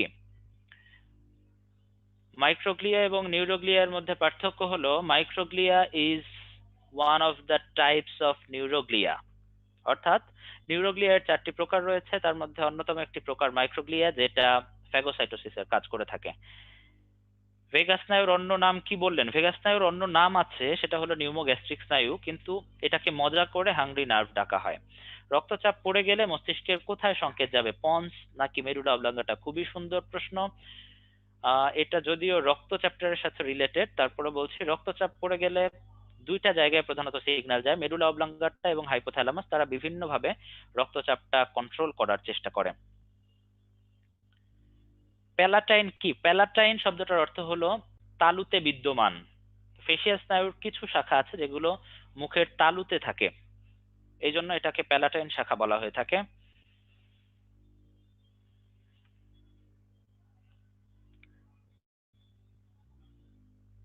হাইপোগ্লোসাল এবং গ্লসোফ্যারিঞ্জিয়ালের মধ্যে ঝামেলা হচ্ছে, অবশ্যই ঝামেলা হওয়ারই জিনিস। হাইপোগ্লোসাল, গ্লোসা শব্দের অর্থ জিহবা, হাইপোগ্লোসাল স্নায়ু শুধু জিহবাতেই থাকে, এটার কাজ হলো শুধুমাত্র জিহবার সঞ্চালন নিয়ন্ত্রণ করা। অন্যদিকে গ্লসোফ্যারিঞ্জিয়াল, এখানে নামে দুইটা অংশ আছে, গ্লসো মিন্স জিহবা, ফ্যারিংস মানে ষড়যন্ত্র, সরি ফ্যারিংস মানে গলবিল। গ্লসোফ্যারিঞ্জিয়াল স্নায়ু দুইটা জায়গায় থাকে, জিহবাতে থাকে, গলবিলে থাকে। এদের প্রধান কাজ জিহবাতে স্বাদ গ্রহণ করা, জিহবার চলাচল করানো এবং গলবিল সঞ্চালন করা। স্নায়ুগুলোর বিস্তার মনে রাখতে হবে কিনা এটাই লাস্ট প্রশ্ন, এরপরে আমি কোনো প্রশ্ন নিচ্ছি না। স্নায়ুগুলোর বিস্তার মনে রাখতে হবে, কিন্তু সেটা মুখস্থ করে না। তুমি কিন্তু চাইলেই লজিক্যালি মনে রাখতে পারো। তুমি যদি কাজটা মনে রাখো যে অপটিক স্নায়ু দর্শন অনুভূতি মস্তিষ্কে পৌঁছায়, তাহলে তুমি খুব সহজে বুঝতে পারছো যে এটা চোখেই থাকবে, কারণ দর্শন অনুভূতি তো আর কান থেকে যায় না। তুমি যদি মনে রাখো যে ভেগাস স্নায়ুর একটা শাখা আছে কার্ডিয়াক শাখা, কার্ডিয়াক শব্দটা দেখেই তুমি বুঝতে পারছো এটা হার্টে থাকবে। এভাবে বিস্তার যতটুকু মনে থাকে ততটুকু ইনাফ, বাকিটা মুখস্থ করার কোনো প্রয়োজন নাই। আম, আমরা নেক্সট টপিকে প্রসিড করছি। আমাদের আজকের লাস্ট টপিক সুষুম্না কাণ্ড অথবা স্পাইনাল কর্ড। আমরা শুরুতেই বলেছিলাম যে আমাদের কেন্দ্রীয় স্নায়ুতন্ত্রের দুইটা অংশ আছে, যার প্রধান অংশ মস্তিষ্ক এবং বাকি অংশটা হলো সুষুম্না কাণ্ড। সুষুম্না কাণ্ড সম্পর্কে জাস্ট 4-5টা ইনফরমেশন প্রয়োজন পড়ে। নাম্বার 1, সুষুম্না কাণ্ড কোথায় থাকে? আমরা মেডুলা পড়ার সময় বলেছিলাম মেডুলার নিচ থেকে সুষুম্না কাণ্ড শুরু হয়। মেরুলার নিচ থেকে সুষুম্না কাণ্ড শুরু হয়ে পুরোটা মেরুদণ্ড জুড়ে বিস্তৃত থাকে। তোমরা অস্থি চ্যাপ্টার যদি পড়ে আসো তোমরা জানবে মেরুদণ্ডের প্রত্যেকটা অস্থিখণ্ডকে কশেরুকা বলা হয়ে থাকে। এই কশেরুকা অথবা ভার্টিব্রার একদম কেন্দ্রস্থলে ভার্টিব্রাল ফোরামেন নামের একটি ছিদ্র আছে। প্রত্যেকটা কশেরুকার ভার্টিব্রাল ফোরামেন গুলোকে যদি আমরা একসাথে জোড়া দিই, তাহলে একটা লম্বা নালী পথ পাওয়া যাবে যাকে ভার্টিব্রাল ক্যানাল বলা হবে। এই ভার্টিব্রাল ক্যানালের ভেতরে সুষুম্না কাণ্ড সুরক্ষিত অবস্থায় থাকে। এবং মস্তিষ্কের সাথে সুষুম্না কাণ্ডের সংযোগটা কোথায়? অলরেডি একবার বলেছি, মস্তিষ্কের মেডুলার সাথে সুষুম্না কাণ্ড সংযুক্ত থাকে। তাহলে মেডুলা থেকে সুষুম্না কাণ্ড নেমে আসে কিভাবে? সেটাও অস্থি চ্যাপ্টারে তোমরা পড়েছো। অক্সিপিটাল অস্থির নিচের দিকে ফোরামেন ম্যাগনাম নামের একটি বড় ছিদ্রপথ আছে। এই ছিদ্রপথ দিয়েই মেডুলা থেকে সুষুম্না কাণ্ড নিচের দিকে নেমে আসে। তাহলে এতক্ষণ ধরে আমি জাস্ট দুইটা ইনফরমেশন বলেছি, সুষুম্না কাণ্ড ফোরামেন ম্যাগনাম দিয়ে নেমে আসে এবং সুষুম্না কাণ্ড মেরুদণ্ডের ভার্টিব্রাল ক্যানালের ভেতরে অবস্থান করে। আমরা যখন প্রস্থচ্ছেদ করব তখন এরকম একটা ছবি দেখতে পাওয়া যাবে। সুষুম্না কাণ্ডের প্রস্থচ্ছেদে বাইরের দিকে হোয়াইট ম্যাটার, ভেতরের দিকে গ্রে ম্যাটার পাওয়া যাবে। খুব ভালো করে খেয়াল করো, আমার লেজার পয়েন্টারটা এই মুহূর্তে যেখানে আছে, this area is grey matter. দেখো এখানে খুব সুন্দর মার্কিং করা আছে, এবং বাইরের এই এরিয়াটা হোয়াইট ম্যাটার। তোমাদের অনেকেরই মস্তিষ্কের কথা মনে পড়ে যাচ্ছে। মস্তিষ্কের ক্ষেত্রে আর একবার রিকল করো, কোকোনাট থেকে আমরা জেনেছিলাম মস্তিষ্কের বাইরের দিকে হোয়াইট ম্যাটার, ভেতরে গ্রে ম্যাটার থাকে। সুষুম্না কাণ্ডের ব্যাপারটা পুরোপুরি উল্টে গেল, বাইরের দিকে এবারে হোয়াইট ম্যাটার, ভেতরের দিকে এবারে গ্রে ম্যাটার। এবং এই গ্রে ম্যাটারের একদম কেন্দ্রস্থলে খুব সরু একটা নালী পাওয়া যায়। এই নালীটাকে কেন্দ্রীয় নালী বলা হয়। খুব সহজ নাম, কেন্দ্র বরাবর যেহেতু নালী আছে, কেন্দ্রীয় নালী, ইংরেজিতে বলা হবে সেন্ট্রাল ক্যানাল।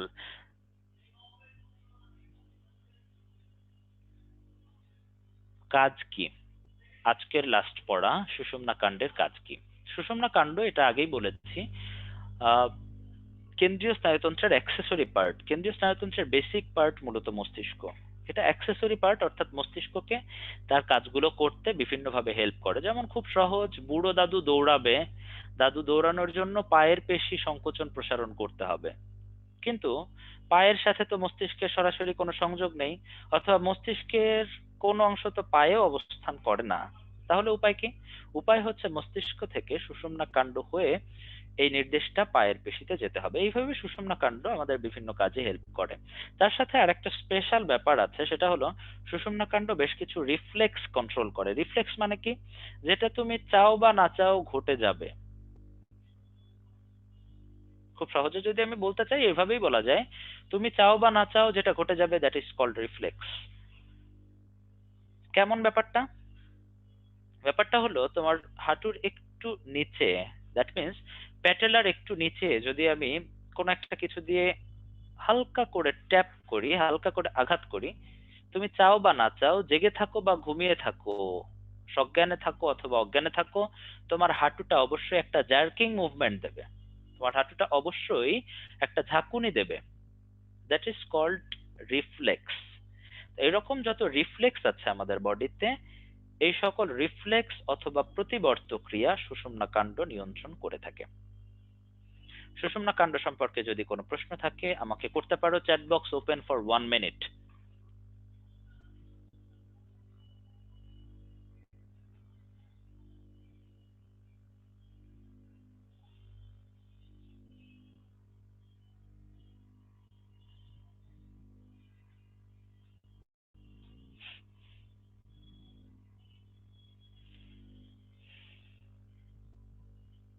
ফোরামেন ম্যাগনামটা আবার প্লিজ। ফোরামেন ম্যাগনাম হলো অক্সিপিটাল অস্থির নিচের ছিদ্র।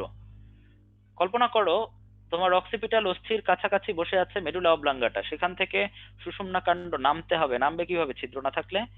অক্সিপিটাল অস্থির মাঝখানে যে ছিদ্র দিয়ে সুষুম্না কাণ্ড নেমে আসবে, that is called foramen magnum.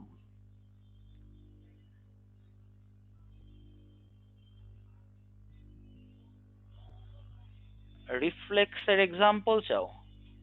রিফ্লেক্সের অনেক এক্সাম্পল আছে। তুমি ধরো তেঁতুল খুব ভালোবাসো, হঠাৎ করে তোমার সামনে কেউ তেঁতুল নিয়ে আসলো, স্বাভাবিকভাবেই তোমার মুখে লালা চলে আসবে, দ্যাট ইজ কল্ড রিফ্লেক্স। এই রিফ্লেক্সটা অবশ্য সুষুম্না কাণ্ড কন্ট্রোল করে না, এটা কন্ট্রোল করে মেডুলা অবলাঙ্গাটা। কিন্তু আমাদের হাতে পায়ে যত রিফ্লেক্স আছে, এই রিফ্লেক্স গুলো কন্ট্রোল করে সুষুম্না কাণ্ড।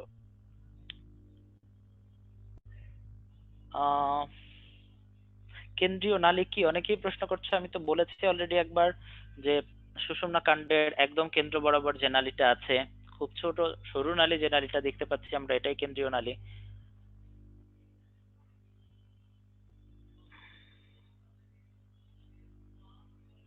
জুওলজি এর কোন চ্যাপ্টার মোস্ট ইম্পর্টেন্ট? যেটা পড়ছি সেটাই মোস্ট ইম্পর্টেন্ট।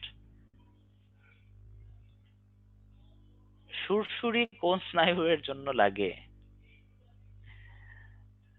সুরসুরি সকল সুষুম্না স্নায়ুর জন্য লাগে। সাধারণত আমাদের গলা থেকে শুরু করে, দ্যাট মিনস আমাদের ঘাড় থেকে শুরু করে পা পর্যন্ত এই অংশটা সুষুম্না স্নায়ু কন্ট্রোল করে, এবং ঘাড়ের ওপর পর্যন্ত এবং পেটের ভেতরে কিছু কাজ, বুকের ভেতরে কিছু কাজ, এগুলো করোটিক স্নায়ু কন্ট্রোল করে। তা হাত পায়ে যদি সুরসুরি দাও, এটা সুষুম্না স্নায়ু সুষুম্না কাণ্ডের সাথে মিলে কন্ট্রোল করে। আপাতত লাস্ট কোশ্চেন আমি একটা নিচ্ছি, গ্যাংলিয়া কি? এটাই আজকের লাস্ট কোশ্চেন, বাকি কোশ্চেন আনসারিং সলভ ক্লাসে হবে। গ্যাংলিয়া কি? গ্যাংলিয়া হলো অনেকগুলো নিউরনের কোষ দেহের সংযুক্ত অবস্থান। সুষুম্না কাণ্ডের যে গ্রে ম্যাটার দেখলে, গ্রে ম্যাটারে আমরা আগেও বলেছিলাম যে এখানে সাধারণত নিউরনগুলোর কোষ দেহ অবস্থান করবে। তো অনেকগুলো নিউরনের কোষ দেহ যদি একসাথে অবস্থান করে গ্রে ম্যাটারে, that is called spinal ganglia. আমি আবারও বলছি, সুষুম্না কাণ্ডের যে জায়গাটাতে আমার লেজার পয়েন্ট রেখেছি, এই জায়গাটাতে সাধারণত অনেকগুলো নিউরনের কোষ দেহ একসাথে অবস্থান করে। অনেকগুলো নিউরনের একসাথে অবস্থানকে আমরা বলছি গ্যাংলিয়া।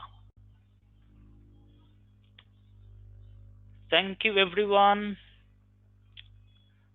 ভালো থাকো সবাই। নেক্সট ক্লাসে আবার দেখা হচ্ছে, তার আগ পর্যন্ত আল্লাহ হাফেজ।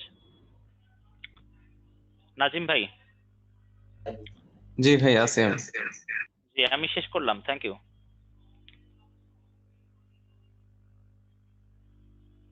আপনার যদি কোনো কাজ থাকে আপনি করতে পারেন, আমি শেষ করছি। তোমাদের জন্য লাস্ট একটা পোল আছে, পোলটা দিয়ে সাইন ইন না সাইন আউট? না সাইন ইন না সাইন আউট? তুমি সাইন ইন করবা, ইনে ইনে না ইনে যাইয়ে এরপর একটা জিমেইল আইডি হবে, একটা পাসওয়ার্ড হবে। এরপরে জিমেইলটা দিব, এই যে আমি তোমার নতুন করে যেটা খুলে দিয়েছি ওইটা দিবা, আর পাসওয়ার্ড হচ্ছে জিমেইল পাসওয়ার্ডটা। ও হ্যাঁ, জুমের পাসওয়ার্ড।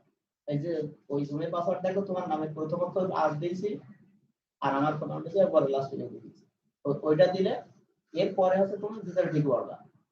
এরপরে ঢোকার পরে ওখানে তোমার নিউ মিটিং, জয়েন, শিডিউল এরকম লেখা থাকবে। এর ওই যে জয়েনে যেতে হবে। এই যাদের নামের আগে কোচিং কোড নাই, সবাই কোচিং কোড দিয়ে আসবা। জয়েনে ক্লিক করতে হবে। এটা করতে আমি যেটা বলছি এটা শিডিউল খুলে তারপর আচ্ছা, বইগুলার জন্য তোমরা শাখায় ফোন দাও, ডাইজেস্ট কবে দিবে শাখায় ফোন দাও, দেখো আসছে কিনা, থাকলে দিয়ে দিবে। যেদিন যাইতে বলবে সেদিন যায় বইগুলো নিয়ে আসবা।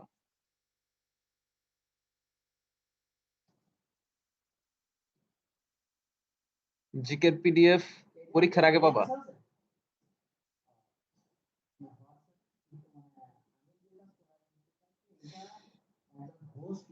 মানে শিডিউল তুমি না তৈরি করলে তুমি তো তুমি হচ্ছে তোমার দেখাতে পারবে না, দেখাতে পারবে না। মানে আমি যদি শিডিউল তৈরি করে রাখি তাহলে তাড়াতাড়ি ভোট দাও, তাড়াতাড়ি ভোট দাও। শাওমি বলতেছে কোচিং কোড কি? তোমার মানি রিসিপ্ট দেখো, তোমার মানি রিসিপ্ট দেখো, অথবা অনলাইনে ভর্তি হয়ে থাকলে অনলাইন ফর্মটা দেখো। কাছের শাখায় ফোন করবা কেন? তুমি যেই শাখায় ভর্তি হয়েছো সেই শাখায় ফোন দিবা।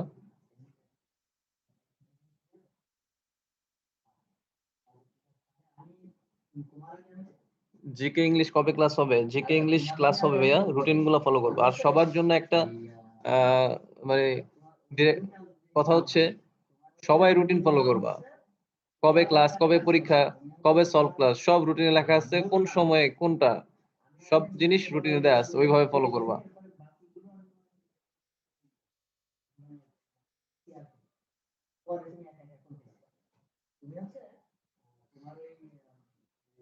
ওকে, পোল অফ করতেছি আমি।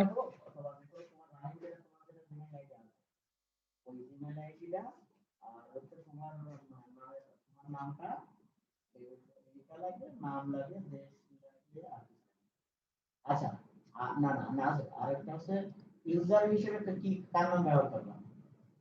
সে মেয়ের নাম দিতে হবে। ঠিক আছে, আল্লাহ হাফেজ। না না না না, আমি বলি এটা দুই রকম সিস্টেম। সিস্টেম আমি করেছি দেখো।